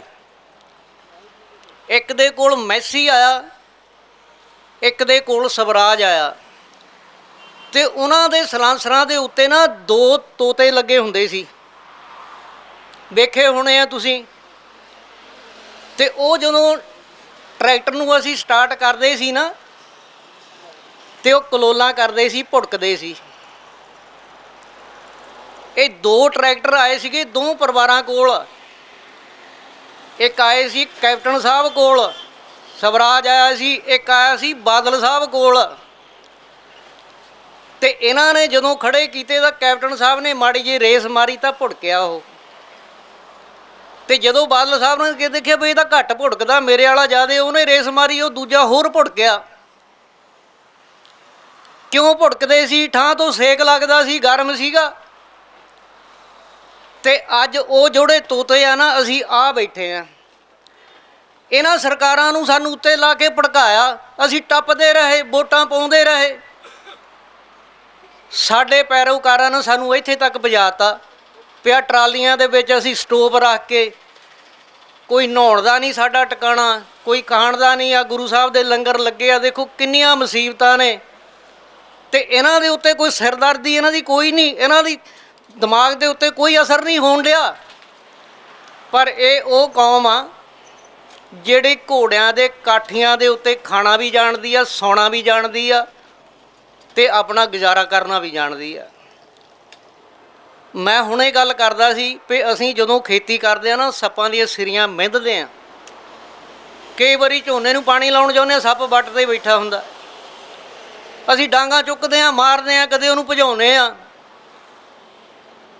ਉਹ ਤੋਂ ਦੇਖੋ, ਉਹ ਇੱਕ ਸਾਡਾ ਦੁਸ਼ਮਣ ਆ, ਸਾਡੀਆਂ ਮਾਵਾਂ ਭੈਣਾਂ ਡੋਲੂ 'ਚ ਦੁੱਧ ਪਾ ਕੇ ਨਾ ਸੱਪ ਦੀ ਬਰਮੀ ਤੇ ਵੀ ਨਾ ਪਾਉਣ ਜਾਂਦੀਆਂ ਨੇ। ਉਹ ਕਮਲਿਓ, ਅਸੀਂ ਤਾਂ ਆਪਣੇ ਦੁਸ਼ਮਣ ਨੂੰ ਵੀ ਨਹੀਂ ਮਰਨ ਦਿੰਦੇ ਭੁੱਖਾ। ਜਿਹਦੇ ਨਾਲ ਰੋਜ਼ ਸਾਡੇ ਪੈਰਾਂ 'ਚ ਫਿਰਦਾ ਭੁੱਖਾ, ਸਾਡੇ ਡੰਗ ਮਾਰਨ ਨੂੰ ਤਿਆਰ, ਅਸੀਂ ਤਾਂ ਉਹਨੂੰ ਵੀ ਨਹੀਂ ਮਰਨ ਦਿੰਦੇ। ਅਸੀਂ ਤਾਂ ਸਾਡੀਆਂ ਤਾਂ ਮਾਵਾਂ ਧੀਆਂ ਉਹਨਾਂ ਨੂੰ ਵੀ ਦੁੱਧ ਪਾਉਂਦੀਆਂ। ਤੇ ਤੁਸੀਂ ਕਿਹਨੂੰ ਲਲਕਾਰਾ ਮਾਰਦੇ ਹੋ? ਦਿੱਲੀ ਵਾਲਿਓ, ਸਾਨੂੰ ਦੱਸਤਾ ਦਿਓ ਵੀ ਕਿਹਨੂੰ ਲਲਕਾਰਦੇ ਹੋ ਤੁਸੀਂ? ਸਾਡੀ ਕੌਮ ਤਾਂ ਸਿਰਫ ਪੈਰੋਕਾਰਾਂ ਨੇ ਸਾਨੂੰ ਮਾਰ ਲਿਆ। ਜੇ ਸਾਡੇ ਪੈਰੋਕਾਰ ਚੰਗੇ ਹੁੰਦੇ ਤਾਂ ਅੱਜ ਸਾਡੀ ਆਹ ਹਾਲਤ ਹੋਣੀ ਨਹੀਂ ਸੀ। ਅਸੀਂ ਪੰਥ ਨੂੰ ਦੇਖ ਕੇ, ਅਸੀਂ ਦੂਜਿਆਂ ਵੋਟਾਂ ਦੇਖੋ ਦੇਖੀ ਪੱਗੋ ਲੱਥੀ ਹੁੰਨੇ ਪਿੰਡਾਂ ਦੇ ਵਿੱਚ ਬੂਥ ਲਾ ਕੇ, ਅਸੀਂ ਇੱਕ ਦੂਜੇ ਦੇ ਡਾਂਗਾ ਸੋਟੇ ਖੜਕਾਣੇ ਹੋ, ਤੇ ਹੁਣ ਇਹ ਕੁੰਭਕਰਨ ਦੀ ਨੀਂਦ ਸੁੱਤੇ ਪਏ ਆ। ਪੱਗਾਂ ਵੀ ਸਾਡੀਆਂ ਲੱਥਦੀਆਂ, ਜੁੱਤੀ ਵੀ ਸਾਡੇ ਵਰਦੀ ਆ। ਤੇ ਜੋ ਦਸਾਂ ਨੇ ਦੀ ਕਿਰਤ ਕਮਾਈ ਆ, ਅਸੀਂ ਗੁਰੂ ਘਰਾਂ 'ਚ ਜਾ ਕੇ 6-6 ਮਹੀਨੇ ਵਿਆਹੀਆਂ ਪਾਟੀਆਂ ਅੱਡੀਆਂ ਦੇ ਉੱਤੇ ਝੱਗੇ ਪਾਟੇ ਸਾਡੇ, ਸਾਰਾ ਕੁਝ ਸਾਡਾ ਦੇਖਣ ਵਾਲਾ ਹਾਲਤ ਪਿੰਡਾਂ ਦੇ ਵਿੱਚ ਦੇਖੋ। ਤੇ ਉਹਨਾਂ ਗੋਲਕਾਂ ਦਾ ਪੈਸਾ ਕਿੱਥੇ ਜਾਂਦਾ? ਅੱਜ ਇੱਥੇ ਨਹੀਂ ਲੰਗਰ ਲੱਗ ਸਕਦਾ ਸੀ SGPC ਦਾ? ਅੱਜ ਪੈਸੇ ਇਕੱਠੇ ਕਰਕੇ ਪਿੰਡਾਂ ਤੋਂ ਆਉਣ ਡਈ ਆ ਸੰਗਤ, ਸਾਰਾ ਕੁਝ ਕਰਨ ਡਏ ਆ ਕਿ ਹੁਣ ਗੋਲਕਾਂ ਖਾਲੀ ਹੋ ਗਈਆਂ। ਤੁਸੀਂ ਜਦੋਂ ਆਉਂਦੇ ਆ, ਲੀਡਰ ਆਉਂਦੇ ਆ, ਤਾਂ ਤੁਹਾਡੇ ਲਈ ਲੰਗਰ ਵੀ ਤਿਆਰ ਆ, ਸਾਰਾ ਕੁਝ ਬਣਦਾ ਤੁਹਾਡੇ ਲਈ, ਕਾਨਾਂ ਦੇ ਤੇਲ ਵੀ ਤੁਹਾਡਾ ਸਾਰਾ ਕੁਝ ਆ। ਆ ਗਰੀਬ ਟੱਬਕੇ ਨੂੰ ਤੁਹਾਡੇ ਕੋਲ ਪ੍ਰਸ਼ਾਦਾ ਵੀ ਹੈ ਨਹੀਂ, ਜਿਨ੍ਹਾਂ ਦੀ ਦਸਾਂ ਨਾਂ ਦੀ ਕਿਰਤ ਤੁਹਾਡੇ ਗੋਲਕਾਂ ਦੇ ਵਿੱਚ ਆ। ਸੰਗਤ ਜੀ, ਕਿਸੇ ਨੇ ਨਹੀਂ ਸਾਨੂੰ ਮਾਰਿਆ, ਆਪਣਿਆਂ ਨੇ ਮਾਰਿਆ। ਦੁੱਖ ਇਸ ਗੱਲ ਦਾ, ਬਗਾਨਾ ਮਾਰ ਜਾਵੇ ਕੀ ਦੁੱਖ ਆ ਯਾਰ, ਉਹਨੇ ਤਾਂ ਮਾਰਨਾ ਹੀ ਸੀ ਸਾਨੂੰ। ਸਾਨੂੰ ਆਪਣਿਆਂ ਨੇ ਮਾਰਿਆ, ਬਦਲ ਕੇ ਲੁੱਟਿਆ, ਕੁੱਟਿਆ, ਕਸੁੱਟਿਆ। ਅੱਜ ਸਾਡੀ ਇਹ ਹਾਲਤ ਹੋ ਗਈ। ਆ ਹੁਣ ਇੱਥੇ ਕੌਣ ਬੈਠੇ? ਅਸੀਂ ਆ ਕੇ ਕਿਸੇ ਵੱਡੇ ਲੀਡਰ ਦਾ, ਕਿਸੇ ਰਾਜੇ ਮਹਾਰਾਜੇ ਦਾ ਕੋਈ ਪੁੱਤ ਇੱਥੇ ਬੈਠਾ ਆ ਕੇ? ਇਹਨਾਂ ਦੇ ਕੋਲ ਕਰੋੜਾਂਪਤੀ ਜਿਹੜੇ ਲੋਕ ਨੇ, ਫੈਕਟਰੀਆਂ ਦੇ ਮਾਲਕ ਨੇ, ਸਾਰਾ ਕੁਝ ਨੇ। ਤੁਹਾਡੇ 'ਚ ਕੋਈ ਦਿਸਦਾ ਕੋਈ ਬੈਠਾ ਆ ਕੇ? ਅਸੀਂ ਕੌਣ? ਉਹੀ ਗਰੀਬ ਟੱਬਕਾ ਪਿੰਡਾਂ ਦੇ ਵਿੱਚ, ਕੋਈ ਮਜ਼ਦੂਰੀ ਕਰਦਾ, ਕੋਈ ਕਿਸਾਨੀ ਕਰਦਾ, ਕੋਈ ਹੋਰ ਮਾੜਾ ਮੋਟਾ ਕਰਦਾ। ਉਹ ਤੁਸੀਂ ਤਾਂ ਉਹ ਵੀ ਸਾਡੇ ਕੋਲ ਸਾਰਾ ਕੁਝ ਹੀ ਖੋਹ ਲੈਣਾ। ਤੇ ਹੁਣ ਉਹ ਤੋਤਿਆਂ ਨੂੰ ਹੁਣ ਸੇਕ ਜਦੋਂ ਲੱਗਾ ਨਾ, ਹੁਣ ਤੋਤੇ ਨਾ ਸਮਝ ਲਿਓ ਉਹ ਜਿਹੜੇ ਭੁੜਕਦੇ ਨੇ। ਇਹ ਜਦੋਂ ਅੰਮ੍ਰਿਤ ਛਕਿਆ ਸੀ ਨਾ, ਚਿੜੀਆਂ ਨੇ ਬਾਜ ਵੀ ਢਾ ਲਏ ਸੀਗੇ। ਸੁਣਦੇ ਆ ਨਾ ਆਪਣੇ ਸਿੱਖ ਇਤਿਹਾਸ ਦੀ ਹਿਸਟਰੀ। ਅਸੀਂ ਕਿਸੇ ਧਰਮ ਨੂੰ ਮਾੜਾ ਨਹੀਂ ਕਹਿੰਦੇ। ਸਿੱਖ ਫਿਲਾਸਫੀ ਸ਼ੁਰੂ ਹੁੰਦੀ ਆ ਸਾਡੇ ਗੁਰੂ ਗ੍ਰੰਥ ਸਾਹਿਬ ਦੇ ਪਹਿਲੇ ਸ਼ਬਦ ਨੂੰ ਲੈ ਲਓ, ਅਸੀਂ ਇੱਕ ਤੋਂ ਸ਼ੁਰੂ ਹੁੰਦੇ ਹਾਂ। ਇੱਕ ਆ, ਗੁਰਦੁਆਰੇ ਚਲ ਜਾਓ, ਮੰਦਿਰ ਚਲ ਜਾਓ, ਮਸਜਿਦ ਚਲ ਜਾਓ, ਚਰਚ ਦੇ ਵਿੱਚ ਚਲ ਜਾਓ, ਇੱਕ ਆ। ਤੇ ਤੁਸੀਂ ਸਾਡੇ ਨਾਲ ਧੱਕਾ ਕਿਹੜੀ ਗੱਲੋਂ ਕਰਦੇ ਹੋ? ਅਸੀਂ ਉਹਨਾਂ 'ਚ ਨਹੀਂ ਆਉਂਦੇ। ਸਾਡਾ ਮੁਲਕ ਹੋਰ ਆ, ਸਾਡਾ ਰੱਬ ਹੋਰ ਆ। ਸਾਡੇ ਬੱਚੇ ਇੱਥੋਂ ਨੌਕਰੀਆਂ ਨਹੀਂ ਮਿਲਦੀਆਂ, ਕੁਛ ਨਹੀਂ ਮਿਲ ਰਿਹਾ, ਬ੍ਰੇਨ ਡਰੇਨ ਹੋ ਰਿਹਾ, ਬਾਹਰ ਭੱਜ ਰਹੇ ਬੱਚੇ। ਪਿਓ ਇੱਥੇ ਮਾਵਾਂ ਬੈਠੀਆਂ ਨੇ ਘੜੇ 'ਚੋਂ ਪਾਣੀ ਪੀ ਕੇ ਗਲਾਸ ਦੇਣ ਨੂੰ ਸਾਡੇ ਕੋਲ ਕੋਈ ਨਿਆਣਾ ਹੈ ਨਹੀਂ। ਹੁਣ ਅਸੀਂ ਤਾਂ ਉੱਦਾਂ ਹੀ ਮਰੇ ਆ, ਤੁਸੀਂ ਸਾਨੂੰ ਕੀ ਮਾਰਨਾ?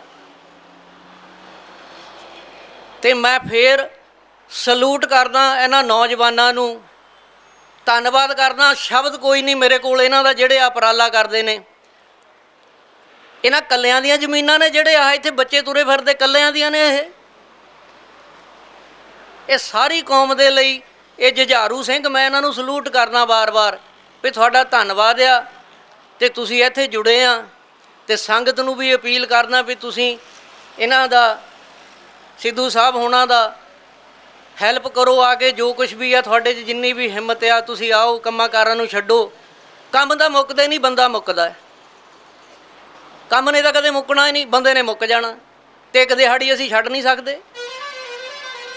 ਸਾਡੇ ਫਰਜ਼ ਕੋਈ ਨਹੀਂ, ਸਿਰਫ ਇਹਨਾਂ ਦੇ ਹੀ ਫਰਜ਼ ਨੇ।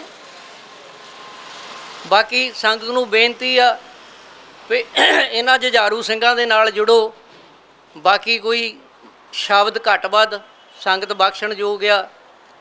ਜੇ ਇੱਦਾਂ ਦਾ ਕੋਈ ਸ਼ਬਦ ਕਿਹਾ ਤਾਂ ਮਾफ़ ਕਰਿਓ। ਵਾਹਿਗੁਰੂ ਜੀ ਕਾ ਖਾਲਸਾ, ਵਾਹਿਗੁਰੂ ਜੀ ਕੀ ਫਤਿਹ। ਸੰਭੂ ਮੋਰਚੇ ਤੇ ਬਿਰਾਜਮਾਨ ਸਮੂਹ ਸਾਧ ਸੰਗਤ ਜੀ, ਗੁਰੂ ਦੀ ਫਤਿਹ ਬੁਲਾਓ। ਵਾਹਿਗੁਰੂ ਜੀ ਕਾ ਖਾਲਸਾ, ਵਾਹਿਗੁਰੂ ਜੀ ਕੀ ਫਤਿਹ। ਅੱਜ ਜਿਹੜਾ ਸੰਭੂ ਮੋਰਚਾ ਲੱਗਿਆ ਹੈ, ਇਹ ਕੀ ਨੌਬਤ ਪਈ। ਅੱਜ ਜਿਹੜਾ ਥਾਂ ਥਾਂ ਧਰਨਾ ਲੱਗ ਰਿਹਾ ਹੈ, ਕੀ ਨੌਬਤ ਪਈ। ਨੌਬਤ ਮੋਦੀ ਸਰਕਾਰ ਨੇ ਜਿਹੜੇ 3 ਬਿੱਲ ਲਾਗੂ ਕੀਤੇ ਹੈ, ਉਹ ਕਿਸਾਨ ਮਾਰੂ ਨੀਤੀ, ਗਰੀਬ ਮਾਰੂ ਨੀਤੀ, ਦੁਕਾਨਦਾਰ ਮਾਰੂ ਨੀਤੀ, ਆਮ ਜਨਤਾ ਮਾਰੂ ਨੀਤੀ 'ਤੇ ਉਹ ਨਿਰਭਰ ਹੁੰਦਾ ਹੈ। ਤੋ ਇਸ ਰੋਸ ਪਿੱਛੇ ਅੱਜ 50 ਦਿਨ ਹੋ ਗਏ ਆ। ਅੱਜ ਸੰਭੂ ਮੋਰਚੇ 'ਤੇ ਚੱਲਦੇ ਆ, 50ਵਾਂ ਦਿਨ ਚੱਲ ਰਿਹਾ। ਸੋ ਪੂਰੇ ਪੰਜਾਬ ਦੇ ਵਿੱਚ ਪੂਰਾ ਪੰਜਾਬ ਸੜਕਾਂ 'ਤੇ ਹੈ, ਪੂਰਾ ਪੰਜਾਬ ਧਰਨੇ 'ਤੇ ਹੈ। ਸ਼ੁਕਰ ਹੈ ਪਰਮਾਤਮਾ ਦਾ, ਜਿਵੇਂ ਜਥੇਦਾਰ ਸਾਹਿਬ ਜੀ ਪਹਿਲਾਂ ਮੇਥੋਂ ਜਿਹੜੇ ਬੋਲ ਕੇ ਗਏ ਨੇ, ਉਹਨਾਂ ਨੇ ਵਿਸਥਾਰ ਸਹਿਤ ਦੱਸਿਆ ਹੈ। ਸਾਡੀ ਜਿਹੜੀ ਪੂਰੀ ਪੰਜਾਬ ਦੀ ਧਰਤੀ ਦੀ ਕੌਮ ਹੈ, ਜਿਹੜੀ ਅੱਜ ਜਾਗ ਉੱਠੀ ਹੈ। ਸੋ ਇਹ ਗੁਰੂਆਂ ਪੀਰਾਂ ਦੀ ਧਰਤੀ ਹੈ। ਜਦ ਵੀ ਕੋਈ ਭਾਰਤ ਦੇਸ਼ ਉੱਪਰ ਨੌਬਤ ਆਈ ਹੈ, ਪੰਜਾਬ ਦੀ ਧਰਤੀ ਤੋਂ ਹੀ ਜਿਹੜਾ ਲਹਿਰ ਉੱਠਦੀ ਹੈ, ਪੂਰੇ ਭਾਰਤ ਦੇ ਵਿੱਚ ਉੱਠਦੀ ਹੈ। ਇੱਥੋਂ ਸਟਾਰਟ ਹੋ ਜਾਂਦੀ ਹੈ। ਜਿਸ ਤਰ੍ਹਾਂ ਕਿ ਊਧਮ ਸਿੰਘ, ਕਰਤਾਰ ਸਿੰਘ ਸਰਾਭਾ, ਸ਼ਹੀਦ ਭਗਤ ਸਿੰਘ, ਬਾਬਾ ਬੰਦਾ ਸਿੰਘ ਬਹਾਦਰ, ਐਸੇ ਯੋਧੇ ਹੋਏ ਨੇ ਜਿਨ੍ਹਾਂ ਨੇ, ਭਾਈ ਰਣਜੀਤ ਸਿੰਘ ਜੀ ਨੇ, ਮਹਾਰਾਜਾ ਰਣਜੀਤ ਸਿੰਘ ਨੇ ਰਾਜ ਕੀਤਾ ਹੈ। ਉਸ ਦੇ ਰਾਜ ਦੇ ਵਿੱਚ ਕੋਈ ਵੀ ਗਰੀਬ ਦੁਖੀ ਨਹੀਂ ਰਿਹਾ। ਸਾਰੇ ਇੱਕ ਨਜ਼ਰ ਨਾਲ ਦੇਖੇ ਗਏ ਆ। ਕੋਈ ਹਿੰਦੂ ਹੈ, ਮੁਸਲਮਾਨ ਹੈ, ਈਸਾਈ ਹੈ, ਸਿੱਖ ਹੈ, ਸਭ ਨੂੰ ਇਨਸਾਫ ਮਿਲਿਆ। ਸਭ ਉਸ ਦੇ ਰਾਜ ਦੇ ਵਿੱਚ ਸੁੱਖ ਚੈਨ ਨਾਲ ਸੁੱਖ ਦੀ ਨੀਂਦ ਸੌਂਦੇ ਸੀ। ਜਿਹੜਾ ਅੱਜ ਦਾ ਰਾਜ ਚੱਲ ਰਿਹਾ ਹੈ, ਇਸ ਦੇ ਵਿੱਚ ਕੋਈ ਵੀ ਵਰਗ ਸੁਖੀ ਨਹੀਂ ਹੈ, ਕੋਈ ਸੁੱਖ ਦੀ ਨੀਂਦ ਨਹੀਂ ਸੌ ਰਿਹਾ, ਕਿਸੇ ਨੂੰ ਹੱਕ ਨਹੀਂ ਮਿਲ ਰਹੇ। ਜਿਸ ਤਰ੍ਹਾਂ ਕਿ ਟੱਪਰੀਵਾਸ ਕਬੀਲੇ, DNT ਸਮਾਜ, ਉਹਨਾਂ ਨੂੰ 20-20, 25-25, 30-30 ਸਾਲ ਹੋ ਗਏ ਆ ਜੰਤਰ ਮੰਤਰ 'ਤੇ ਧਰਨੇ ਦਿੰਦਿਆਂ ਨੂੰ। ਸੈਂਟਰ ਸਰਕਾਰ 'ਤੇ ਕੁਝ ਵੀ ਅਮਲ ਨਹੀਂ ਹੋਇਆ। ਨਾ ਕੋਈ ਉਹਨਾਂ ਦੀ ਮੰਗਾਂ ਪੂਰੀਆਂ ਹੋਈਆਂ, ਨਾ ਕੋਈ ਉਹਨਾਂ ਦੇ ਮੰਗ ਪੱਤਰ ਸੌਂਪੇ ਗਏ ਆ, ਕੋਈ ਵੀ ਉਹਨਾਂ 'ਤੇ ਪਾਸ ਨਹੀਂ ਕੀਤਾ ਗਿਆ। ਅੱਜ ਉਹ ਸੜਕਾਂ ਦੇ ਉੱਪਰ ਧੱਕੇ ਖਾਂਦੇ ਫਿਰ ਰਹੇ ਆ। ਸੋ ਆਪਾਂ ਦੇਖ ਲਈਏ, ਜਿਸ ਤਰ੍ਹਾਂ ਕਿ ਗੱਡੀ ਲੋਹਾਰ ਨੇ, ਮਹਾਰਾਣਾ ਪ੍ਰਤਾਪ ਸਿੰਘ, ਉਹਨਾਂ ਦਾ ਕਿੱਡੀ ਵੱਡੀ ਕੁਰਬਾਨੀ, ਰਿਆਸਤਾਂ ਦੀਆਂ ਰਿਆਸਤਾਂ ਤਿਆਗ ਦਿੱਤੀਆਂ, ਜੰਗਾਂ ਯੁੱਧਾਂ ਦੇ ਵਿੱਚ ਲੱਗੇ ਰਹੇ। ਅੱਜ ਉਹਨਾਂ ਦਾ ਪਰਿਵਾਰ ਹਰ ਇੱਕ ਪਿੰਡ ਬੈਠਾ ਹੈ, ਜਿਨ੍ਹਾਂ ਦੇ ਸਿਰਾਂ ਦੇ ਉੱਪਰ ਛੱਤ ਵੀ ਨਹੀਂ ਹੈ, ਪੀਣ ਵਾਲਾ ਪਾਣੀ ਨਹੀਂ ਹੈ, ਕੋਈ ਜ਼ਮੀਨ ਦਾ ਟੁਕੜਾ ਨਹੀਂ ਹੈ ਉਹਨਾਂ ਕੋਲੇ। ਉਹਨਾਂ ਨੇ ਪਰਿਵਾਰਾਂ ਦੇ ਪਰਿਵਾਰ ਤਿਆਗ ਦਿੱਤੇ, ਜਿਨ੍ਹਾਂ ਨੇ ਚੀਚੀ ਦੇ ਖੂਨ ਵੀ ਨਹੀਂ ਲਵਾਇਆ। ਅੱਜ ਰਾਜ ਉਹ ਕਰ ਰਹੇ ਆ ਜਿਨ੍ਹਾਂ ਨੇ ਪਰਿਵਾਰਾਂ ਦੇ ਪਰਿਵਾਰ ਕੁਰਬਾਨ ਕਰ ਦਿੱਤੇ। ਅੱਜ ਉਹ ਦਰ ਦੀਆਂ ਠੋਕਰਾਂ ਖਾ ਰਹੇ ਆ। ਇਸੇ ਤਰ੍ਹਾਂ ਹੀ ਮੈਂ ਸਿਗਲੀਕਰ ਪਰਿਵਾਰ ਦੇ ਨਾਲ ਸੰਬੰਧਿਤ ਰੱਖਦਾ। 6ਵੇਂ ਪਾਤਸ਼ਾਹ ਵੇਲੇ ਭਾਈ ਬੱਲੂ ਜੀ ਨੂੰ ਮਹਾਰਾਜ ਹਰਗੋਬਿੰਦ ਸਾਹਿਬ 6ਵੇਂ ਪਾਤਸ਼ਾਹ ਜੀ ਰਾਜਸਥਾਨ ਰਾਮਗੜ੍ਹ ਤੋਂ ਲੈ ਕੇ ਆਏ। ਉਹਨਾਂ ਦੇ 25 ਪਰਿਵਾਰ ਆਏ, ਜਿਨ੍ਹਾਂ ਨੇ ਨਵੇਂ ਪੁਰਾਣੇ ਹਥਿਆਰ ਬਣਾਏ, ਤੀਰ, ਤਲਵਾਰ, ਨੇਜੇ, ਕਿਰਪਾਨਾਂ, ਢਾਲਾਂ, ਜਿਨ੍ਹਾਂ ਨੇ ਜੰਗਾਂ ਯੁੱਧਾਂ ਦੇ ਵਿੱਚ ਮੋਢੇ ਦੇ ਨਾਲ ਮੋਢਾ ਲਾ ਕੇ ਉਹ ਲੜੇ। ਜਿਨ੍ਹਾਂ ਦਾ ਪਰਿਵਾਰ ਭਾਈ ਬੱਲੂ ਜੀ ਤੋਂ ਲੈ ਕੇ ਭਾਈ ਮਾਈ ਦਾਸ, ਭਾਈ ਦਿਆਲਾ ਜੀ, ਭਾਈ ਲਾਲ ਸਿੰਘ, ਬਾਬਾ ਬਚਿੱਤਰ ਸਿੰਘ, ਭਾਈ ਮਨੀ ਸਿੰਘ, ਕਿੰਨਾ ਕੁ ਪਰਿਵਾਰ ਗਿਣਦੀ ਏ, 200 ਤੋਂ ਵੀ ਵੱਧ ਕੁਰਬਾਨੀਆਂ ਨੇ। ਪਰ ਅਫਸੋਸ ਉਹ ਪਰਿਵਾਰ ਗਰੀਬੀ ਦੀ ਜ਼ਿੰਦਗੀ ਜੀ ਰਿਹਾ ਹੈ। ਉਹਨਾਂ ਦਾ ਕੋਈ ਅਫਸਰ ਨਹੀਂ ਲੱਗਿਆ ਹੋਇਆ।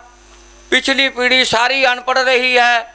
ਕਦੇ ਵੀ ਸ਼੍ਰੋਮਣੀ ਕਮੇਟੀ ਜੋ ਮਿੰਨੀ ਪਾਰਲੀਮੈਂਟ ਕਹਾਉਂਦੀ ਹੈ, ਸਿੱਖਾਂ ਦੀ ਮਿੰਨੀ ਪਾਰਲੀਮੈਂਟ ਹੈ। ਹਿੰਦੁਸਤਾਨ ਦੇ ਵਿੱਚ 2 ਹੀ ਪਾਰਲੀਮੈਂਟਾਂ ਨੇ, ਇੱਕ ਦਿੱਲੀ ਪਾਰਲੀਮੈਂਟ ਹੈ, ਇੱਕ ਅਕਾਲ ਤਖਤ ਪਾਰਲੀਮੈਂਟ ਹੈ, ਸ਼੍ਰੋਮਣੀ ਕਮੇਟੀ।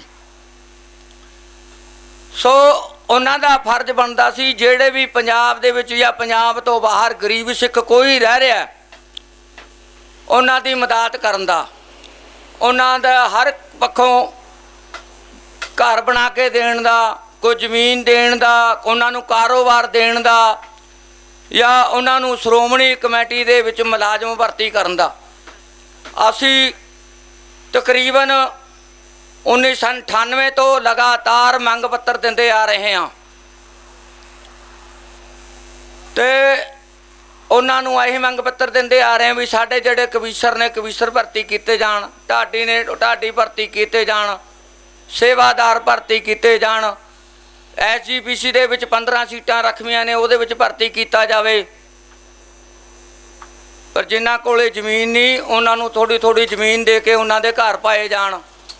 ਪਰ ਅੱਜ ਤੱਕ 14 ਕਰੋੜ 50 ਲੱਖ ਰੁਪਈਆ ਇਹਨਾਂ ਦੇ ਜਿਹੜਾ ਸ਼੍ਰੋਮਣੀ ਕਮੇਟੀ ਦਾ ਸਾਲਾਨਾ ਬਜਟ ਰੱਖਿਆ ਜਾਂਦਾ ਹੈ, ਉਸ ਦੇ ਵਿੱਚ ਸਿੱਖਲੀ ਬਰਾਦਰੀ ਵਾਸਤੇ 14 ਕਰੋੜ 50 ਲੱਖ ਰੁਪਈਆ ਰੱਖਿਆ ਗਿਆ ਸੀ 19 'ਚ।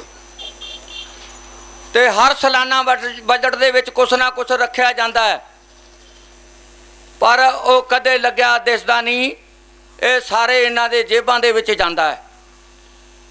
ਤੇ ਸਾਨੂੰ ਇਹ ਸ਼੍ਰੋਮਣੀ ਕਮੇਟੀ ਦੇ ਪ੍ਰਧਾਨ ਸਾਹਿਬ ਵੱਲੋਂ ਪਿਛਲੀ ਵਾਰੀ ਇੱਕ ਸਿਕਲੀਗਰ ਸੰਮੇਲਨ ਕਰਵਾਇਆ ਗਿਆ ਸੀਗਾ ਅਨੰਦਪੁਰ ਸਾਹਿਬ ਵਿਖੇ, ਤੇ ਸਾਨੂੰ ਵੀ ਸੱਦਾ ਪੱਤਰ ਦਿੱਤਾ ਗਿਆ।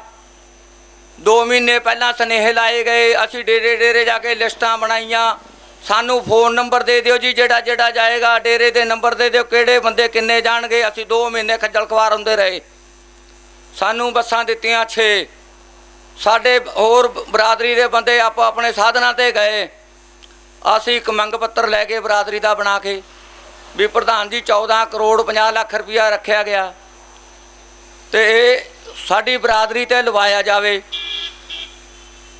ਤੇ ਉਸ ਦੇ ਬਾਵਜੂਦ ਜਦੋਂ ਉੱਥੇ ਪਹੁੰਚੇ, ਉੱਥੇ ਨਾ ਤਾਂ ਮੈਕ ਦੇ ਉੱਪਰ ਟਾਈਮ ਦਿੱਤਾ ਬੋਲਣ ਵਾਸਤੇ, ਨਾ ਹੀ ਸਾਡਾ ਮੰਗ ਪੱਤਰ ਫੜਿਆ ਗਿਆ। ਬਰਾਦਰੀ ਰੋਸ ਦੇ ਵਿੱਚ ਆ ਕੇ ਪੰਡਾਲ ਦੇ ਵਿੱਚ ਉੱਠ ਕੇ ਨਿਰਾਸ਼ ਹੋ ਕੇ ਤੁਰ ਆਈ। ਜਨਤਾ ਇਕੱਠੀ ਹੋਈ, ਉਹਨਾਂ ਨੇ ਨਾਅਰੇਬਾਜ਼ੀ ਵੀ ਕੀਤੀ। ਸੋ ਉੱਪਰੋਂ ਕਹਿ ਰਿਹਾ ਜੀ ਇਹ ਤਾਂ ਰਾਜਨੀਤਿਕ ਲੀਡਰੀ ਚਮਕਾਉਂਦੇ ਆ। ਜੋ ਰੱਖਿਆ 14 ਕਰੋੜ 50 ਲੱਖ ਰੁਪਈਆ ਆਪ ਹੜਪ ਗਏ। ਜਿਹੜੇ ਕਹਿੰਦੇ ਆ ਗਰੀਬਾਂ 'ਤੇ ਲਾ ਦਿਓ, ਉਹਨਾਂ ਨੂੰ ਕਹਿੰਦੇ ਰਾਜਨੀਤਿਕ। ਅਸੀਂ ਕੀ MLA ਆ? ਅਸੀਂ ਕੋਈ ਵੋਟ ਮੰਗਣੀ ਆ ਜਾਂ ਅਸੀਂ ਕੋਈ ਹੋਰ ਕੋਈ ਪਦ 'ਤੇ ਆ? ਅੱਜ ਗਰੀਬਾਂ ਦਾ ਸ਼੍ਰੋਮਣੀ ਕਮੇਟੀ ਮਜ਼ਾਕ ਕਰਦੀ ਹੈ। ਸ਼੍ਰੋਮਣੀ ਕਮੇਟੀ ਅਗਰ ਚਾਹੁੰਦੀ, ਅੱਜ 36 ਸਾਲ ਹੋ ਗਏ ਆ ਦਰਬਾਰ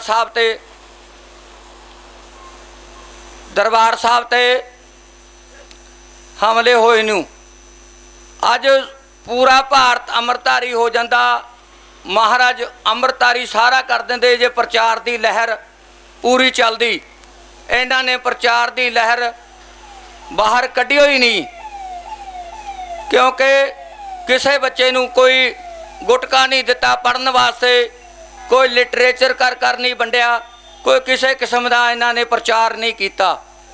ਅੱਜ ਡੇਰਾਬਾਦ ਜਿਹੜਾ ਪੱਬਾਂ ਭਾਰ ਹੈ, ਸ਼੍ਰੋਮਣੀ ਕਮੇਟੀ ਦੀ ਦੇਣ ਹੈ। ਜਿਹੜੇ ਗੁਰਦੁਆਰੇ ਸਿੱਖ ਜਾਂਦੇ ਹੁੰਦੇ ਸੀਗੇ, ਉਹਨਾਂ ਨੂੰ ਕੁਛ ਤਾਨੇ ਮੈਣੇ ਲਾ ਕੇ ਉਹਨਾਂ ਨੂੰ ਵੀ ਦੂਰ ਕਰ ਦਿੱਤਾ।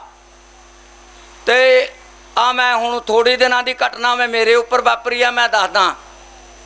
ਮੇਰੀ ਪੋਤੀ ਦਾ 1 ਸਾਲ ਦੀ ਹੋਈ, ਉਹਦਾ ਜਨਮ ਆਇਆ। ਮੈਂ ਕਿਹਾ ਚਲੋ ਸਾਰੇ ਪਰਿਵਾਰ ਨੂੰ ਲੈ ਚਲਦੇ ਹਾਂ ਗੁਰਦੁਆਰਾ ਸਾਹਿਬ, ਅਰਦਾਸ ਕਰਾ ਦਿੰਦੇ ਹਾਂ। ਅਰਦਾਸ ਕਰਾਉਣ ਗਏ, ਸਾਡੀ ਬੱਚੀ ਦਾ ਅਰਦਾਸ ਦੇ ਵਿੱਚ ਨਾਂ ਤੱਕ ਨਹੀਂ ਲਿਆ ਗਿਆ। ਮੇਰੀ ਬੇਟੀ ਹੈ, ਹੁਣ 18 ਸਾਲ ਦੀ ਹੋਈ ਹੈ, ਉਹਦਾ ਜਨਮ ਦਿਨ ਆਇਆ। ਮੈਂ ਘਰੋਂ ਅੰਮ੍ਰਿਤ ਵੇਲੇ ਉੱਠਿਆ, ਕੇਸੀ ਇਸ਼ਨਾਨ ਕਰਕੇ ਦੇਗ ਬਣਾਈ, ਡੋਲੂ ਦੇ ਵਿੱਚ ਪਾਈ, ਪਰਿਵਾਰ ਨੂੰ ਗੁਰਦੁਆਰਾ ਸਾਹਿਬ ਲੈ ਗਏ। ਕਿਉਂਕਿ ਇਹ ਮਾਨੋਵਿਰਤੀ ਹੁੰਦੀ ਆ। ਕੋਈ ਤਾਂ ਮੋਮਬੱਤੀਆਂ ਜਗਾ ਕੇ ਉਹ ਉਰਲਮ ਪਰਲਮ ਜਾ ਕਰਦੇ, ਆਪਣੀ ਤਾਂ ਸਮਝ ਨਹੀਂ ਆਉਂਦਾ ਕੋਈ। ਤੇ ਗੁਰਦੁਆਰਾ ਸਾਹਿਬ ਦੇ ਲਿਜਾ ਕੇ ਮਹਾਰਾਜ ਦੀ ਗੋਲਕ 'ਤੇ ਰੱਖੀ। ਉਹਨਾਂ ਤੋਂ ਬਾਅਦ ਅਰਦਾਸ ਕੀਤੀ ਗ੍ਰੰਥੀ ਸਿੰਘ ਸਾਹਿਬ ਨੇ। ਮੈਂ ਕਿਹਾ ਜੀ ਚਲੋ ਅਰਦਾਸ ਤਾਂ ਹੋ ਗਈ, ਦੇਗ ਲਿਆਂਦੀ ਹੈ ਬਾਬਾ ਜੀ, ਕਿਰਪਾਨ ਭੇਟ ਕਰ ਦਿਓ। ਕਹਿੰਦਾ ਹੋ ਗਈ, ਇਹਨੂੰ ਲੈ ਜਾ ਬਾਹਰ ਜਾ ਕੇ ਵਰਤਾ ਦੇ। ਮੈਂ ਕਿਹਾ ਕਿਰਪਾਨ ਭੇਟ ਕਰਕੇ ਕੋਈ ਮਰਿਆਦਾ ਤਾਂ ਕੋਈ ਰੱਖੋ ਥੋੜ੍ਹੀ ਮੋਟੀ, ਇਹਨੂੰ ਤੁਸੀਂ ਵਰਤਾ ਦਿਓ ਅਤੇ ਕਿਰਪਾਨ ਭੇਟ ਕਰ ਦਿਓ, ਭੋਗ ਲਵਾ ਦਿਓ। ਕਹਿੰਦਾ ਜੀ ਹੋ ਗਈ। ਸਾਡੀ ਤਾਂ ਅਰਦਾਸ ਨਹੀਂ ਕੀਤੀ ਜਾਂਦੀ, ਸਾਡੀ ਦੇਗ ਪ੍ਰਵਾਨ ਨਹੀਂ ਕੀਤੀ ਜਾਂਦੀ ਹੈ। ਸ਼੍ਰੋਮਣੀ ਕਮੇਟੀ ਦੇ ਗੁਰਦੁਆਰਿਆਂ ਦੇ ਵਿੱਚ ਅਕਸਰ ਐਂ ਹੋ ਰਿਹਾ ਹੈ, ਲੋਕ ਜਿਹੜੇ ਡੇਰੇ ਵਧੇ ਨੇ ਉਹ ਇਹਨਾਂ ਤੋਂ ਦੁਖੀ ਹੋ ਕੇ ਗਏ ਨੇ, ਕੋਈ ਜਾਣਾ ਨਹੀਂ ਸੀ ਚਾਹੁੰਦਾ। ਸੋ ਸ਼੍ਰੋਮਣੀ ਕਮੇਟੀ ਅੱਜ 328 ਸਰੂਪ ਲਗਾਤਾਰ ਧਰਨੇ ਜਾਰੀ, ਉਹ ਖੁਰਦ-ਪੁਰਦ ਹੋ ਚੁੱਕੇ ਆ। ਉਹ ਪਤੰਦਰੋਂ ਮਹਾਰਾਜ ਦਾ ਖੌਫ ਤਾਂ ਰੱਖੋ, ਕੋਈ ਅਕਾਲ ਪੁਰਖ ਦਾ ਕੋਈ ਖੌਫ ਰੱਖੋ। ਦਸਾਂ ਪਾਤਸ਼ਾਹਾਂ ਦੀ ਜੋਤ ਹੈ, ਹਾਜ਼ਰ ਗੁਰੂ ਹੈ ਸਾਡਾ, ਜਿੰਦਾ ਗੁਰੂ ਹੈ ਸਾਡਾ। ਤੁਸੀਂ ਇਹਦਾ ਤਾਂ ਖੌਫ ਖਾਓ, ਉਹਨੂੰ ਤਾਂ ਨਾ ਵੇਚੋ। ਦੇਖੋ ਸਾਡੀ ਸ਼੍ਰੋਮਣੀ ਕਮੇਟੀ ਬੇਸ਼ੱਕ ਸਰੂਪ ਸਿੱਖੀ ਵਾਲੇ ਨੇ, ਪਰ ਉਹਨਾਂ ਦੇ ਵਿੱਚ ਹੋਰ ਕੁਛ ਹੈ, ਨਾ ਤਾਂ ਕੋਈ ਸਿੱਖੀ ਦੀ ਭਾਵਨਾ, ਨਾ ਮਹਾਰਾਜ ਦਾ ਖੌਫ। ਦੇਖੋ ਇਹ ਜਨਤਾ ਹੈ, ਅੱਜ ਸਾਨੂੰ ਐਸਾ ਸਟੇਜ ਮਿਲ ਗਈ, ਐਸਾ ਸਾਨੂੰ ਮੰਚ ਮਿਲ ਗਿਆ ਆ ਕੇ। ਭਾਈ ਮੈਂ ਸਾਰਿਆਂ ਨੂੰ ਬੇਨਤੀ ਕਰਦਾ, ਇਕਮੁੱਠ ਹੋ ਜਾਓ, ਪੂਰਾ ਪੰਜਾਬ ਇਕਜੁੱਟ ਹੋ ਜਾਓ। ਜਿਨ੍ਹਾਂ ਨੇ ਸਰਕਾਰਾਂ ਨੇ ਲੁੱਟ ਖਾ ਲਏ, ਗਰਾਂਟਾਂ ਆਉਂਦੀਆਂ ਨੇ, ਸਾਰੇ ਆਪਣੇ ਆਪਣੇ ਘਰਾਂ ਨੂੰ ਲੈ ਜਾਂਦੇ ਨੇ, ਕਿਸੇ ਦੀ ਕੋਈ ਗਲੀ ਨਾਲੀ ਨਹੀਂ ਬਣਦੀ, ਕੋਈ ਇਹਨਾਂ ਦੀ ਗਰਾਂਟਾਂ ਨਹੀਂ ਲੱਗਦੀਆਂ, ਪਰ ਉਹਨਾਂ ਦੀਆਂ ਗੱਡੀਆਂ ਤੇ ਉਹਨਾਂ ਦੇ ਬੰਗਲੇ ਤਾਂ ਜ਼ਰੂਰ ਖੜੇ ਹੋ ਜਾਂਦੇ ਆ। ਵਿਦੇਸ਼ਾਂ ਨੂੰ ਵੀ ਲਾ ਆਉਂਦੇ ਆ ਗੇੜਾ, ਕਿਉਂਕਿ ਪੈਸਾ ਉਹਨਾਂ ਲਵੇ। ਅੱਜ ਗਰੀਬਾਂ ਦੀ ਹਾਲਤ ਦੇਖੋ, ਕਿੰਨੇ ਕੱਚੇ ਘਰ ਪਵਾਏ ਆ, ਕਿੰਨਿਆਂ ਨੂੰ ਜ਼ਮੀਨਾਂ 5-5 ਮਰਲਿਆਂ ਦੇ ਪਲਾਟ ਦਿੱਤੇ ਆ, ਕਿੰਨਾਂ ਨੂੰ ਜਿਹੜੇ ਬੇਰੁਜ਼ਗਾਰ ਨੇ ਕਿੰਨਿਆਂ ਨੂੰ ਦੁਕਾਨਾਂ ਬਣਾ ਕੇ ਦਿੱਤੀਆਂ ਨੇ। ਕਦੇ ਤਾਂ ਐਸਾ ਹੀ ਉਹਦਾ ਰੇੜੀਆਂ ਹੀ ਚੱਕ ਲਓ, 100-100 200 ਰੇੜੀਆਂ ਸ਼ਹਿਰਾਂ ਦੇ ਵਿੱਚ ਲੱਗੀਆਂ ਹੀ ਚੁਕਾ ਦਿੰਦੇ ਨੇ। ਸਮਾਂ ਬੇਰੁਜ਼ਗਾਰੀ ਅੱਗੇ ਹੀ ਪਹਿਲੀ ਜਨਤਾ ਬਹੁਤ ਹਾਲੇ ਹੋਰ ਕਰ ਦਿੰਦੇ ਆ। ਸੋ ਦੀਪ ਸਿੱਧੂ ਵੀਰ ਨੇ ਬਹੁਤ ਵਧੀਆ ਚੰਗੀ ਸੋਚ ਰੱਖਣ ਵਾਲੇ ਇਨਸਾਨ ਨੇ, ਜਿਨ੍ਹਾਂ ਨੇ ਅੱਜ ਸਾਰੀ ਕੌਮ ਨੂੰ, ਪੂਰੇ ਪੰਜਾਬ ਨੂੰ ਇੱਕ ਸੱਦਾ ਦਿੱਤਾ ਹੈ ਵੀ ਸਟੇਜ ਦੇ ਉੱਪਰ ਇਕੱਠੇ ਹੋਵੋ। ਜਾਗਦੀ ਜ਼ਮੀਰ ਵਾਲਿਓ, ਇਦੋਂ ਵਧੀਆ ਨਾ ਕੋਈ ਸਟੇਜ ਮਿਲੇ, ਨਾ ਕੋਈ ਸਾਨੂੰ ਮੰਚ ਮਿਲੇ। ਅੱਜ ਇਕੱਠੇ ਹੋ ਜਾਓ, ਮੌਕਾ ਮਿਲ ਰਿਹਾ। ਨਹੀਂ ਤਾਂ ਹਾਲਤ ਦੇਖ ਰਹੇ ਹਾਂ, ਸਿੱਖ ਕਿਸੇ ਕੁੱਤੇ ਦੇ ਡੰਡਾ ਮਾਰਦੇ ਉਹਨੂੰ ਤਾਂ ਜੇਲ੍ਹ ਹੈ, ਸਿੱਖਾਂ ਨੂੰ ਚਾਹੇ ਕੋਈ 50 ਨੂੰ ਮਾਰਦੇ ਉਹਨੂੰ ਰਾਜ ਗੱਦੀਆਂ ਨੇ। ਪਰ ਇਹ ਤੋਂ ਵੱਧ ਤੁਸੀਂ ਗੁਲਾਮ ਹੋਵੋਗੇ ਕਿਵੇਂ? ਇਹ ਆਜ਼ਾਦੀ ਦਾ ਮੰਚ ਹੈ, ਤੁਸੀਂ ਆਜ਼ਾਦ ਹੋ, ਇਕੱਠੇ ਹੋ, ਆਪਣੀਆਂ ਮੰਗਾਂ ਸਾਰੀਆਂ ਪੂਰੀਆਂ ਹੋਣਗੀਆਂ।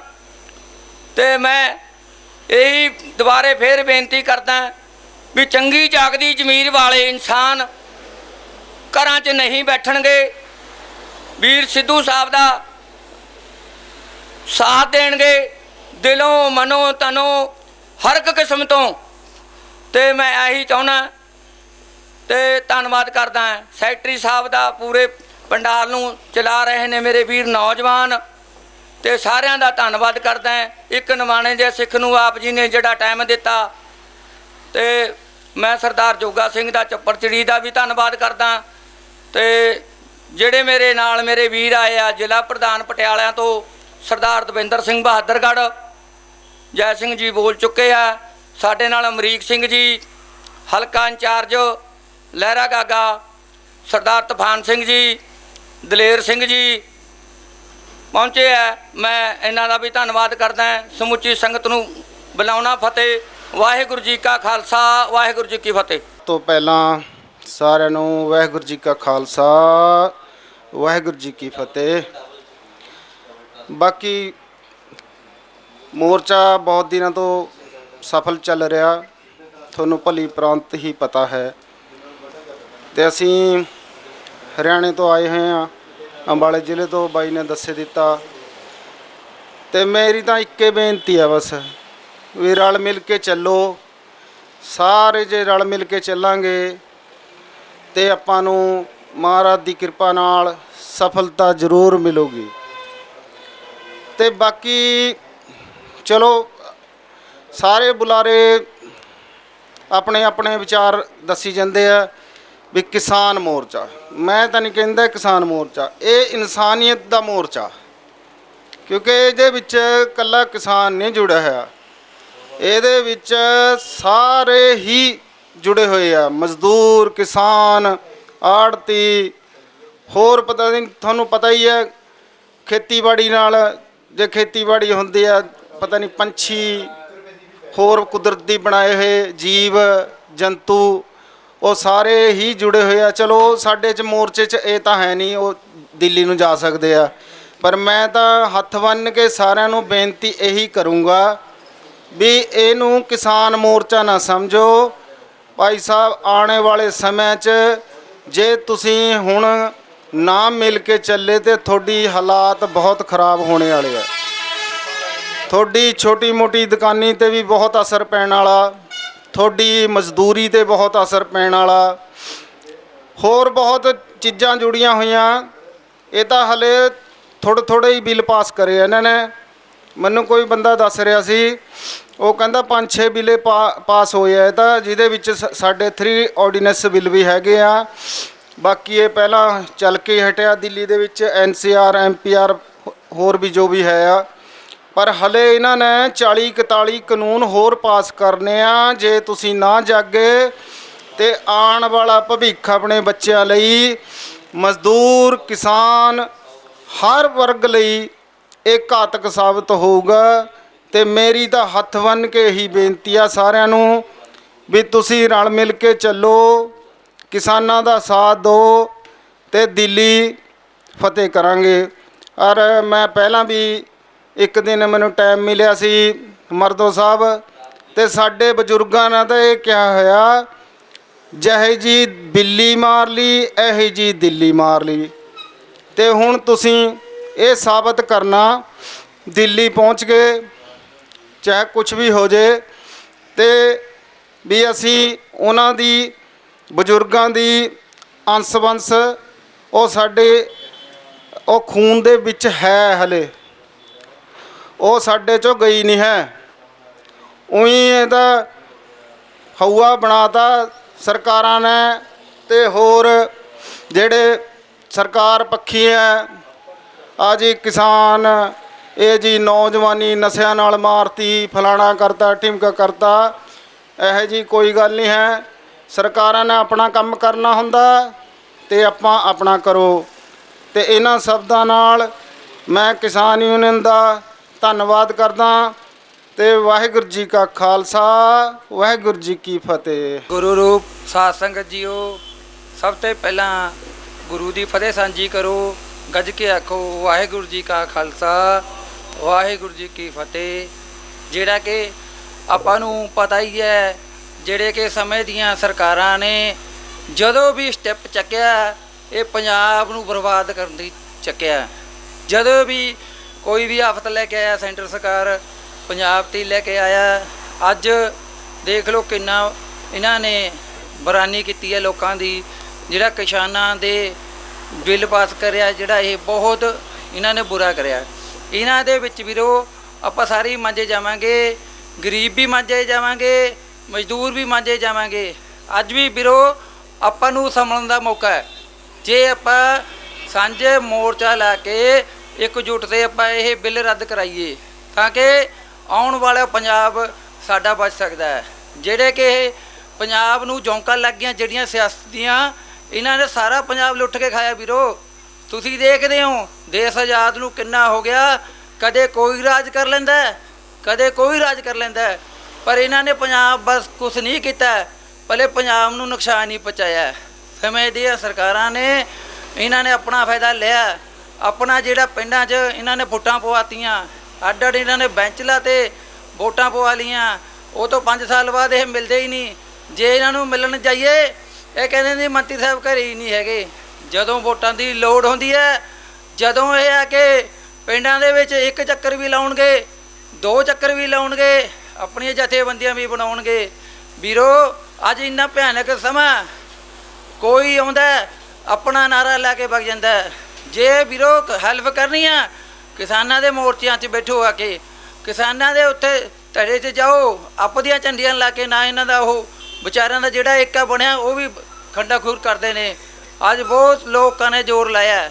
ਅੱਜ ਮੈਂ ਤੁਹਾਨੂੰ ਵੀਰੋ ਆਹੀ ਅਪੀਲ ਕਹਿਣਾ, ਜਿਹੜਾ 26 ਤਰੀਕ ਦਾ ਮੋਰਚਾ ਦਿੱਲੀ, ਮੈਂ ਕਹਿਣਾ ਵੀਰੋ ਸਾਰੇ ਇਕਜੁੱਟ ਹੋ ਕੇ ਚੱਲੋ ਤਾਂ ਕਿ ਮੋਦੀ ਸਰਕਾਰ ਨੂੰ ਵੀ ਪਤਾ ਲੱਗੇ ਜੇ ਪੰਜਾਬ ਦੀ ਅਣਖ ਜਿਉਂਦੀ ਹੈ। ਸਾਡਾ ਪਿਛੋਕੜ ਦੇਖੋ, ਗੁਰੂਆਂ ਨੇ ਕਿੰਨਾ ਔਰੰਗਜ਼ੇਬ ਦੇ ਨਾਲ ਵੀ ਟੱਕਰ ਲਿੱਤੀ ਹੈ, ਹੋਰ ਜਿਹੜਾ ਵੀ ਆਇਆ ਪੰਜਾਬ ਵੱਲ ਮੂੰਹ ਦਿਖਾ ਕੇ ਗਿਆ। ਅੱਜ ਮੈਂ ਇੰਨੇ ਕੀ ਬੇਨਤੀ ਕਰਨਾ ਚਾਹੁੰਦਾ ਵੀ ਆਪਾਂ ਜਿਹੜਾ 26 ਤਰੀਕ ਦਾ ਪ੍ਰੋਗਰਾਮ ਆ ਵੱਧ ਚੜ੍ਹ ਕੇ ਚੱਲੋ ਤਾਂ ਕਿ ਆਪਾਂ ਸੈਂਟਰ ਤੋਂ ਜਿਹੜਾ ਉਹ ਬਿੱਲ ਰੱਦ ਕਰਾ ਸਕੀਏ। ਦਾਸ ਜੈ ਸਿੰਘ ਕੋਲ ਕੋਈ ਗਲਤੀ ਹੋ ਗਏ ਮੈਂ ਖਿਮਾ ਦਾ ਜਾਚਗਾ।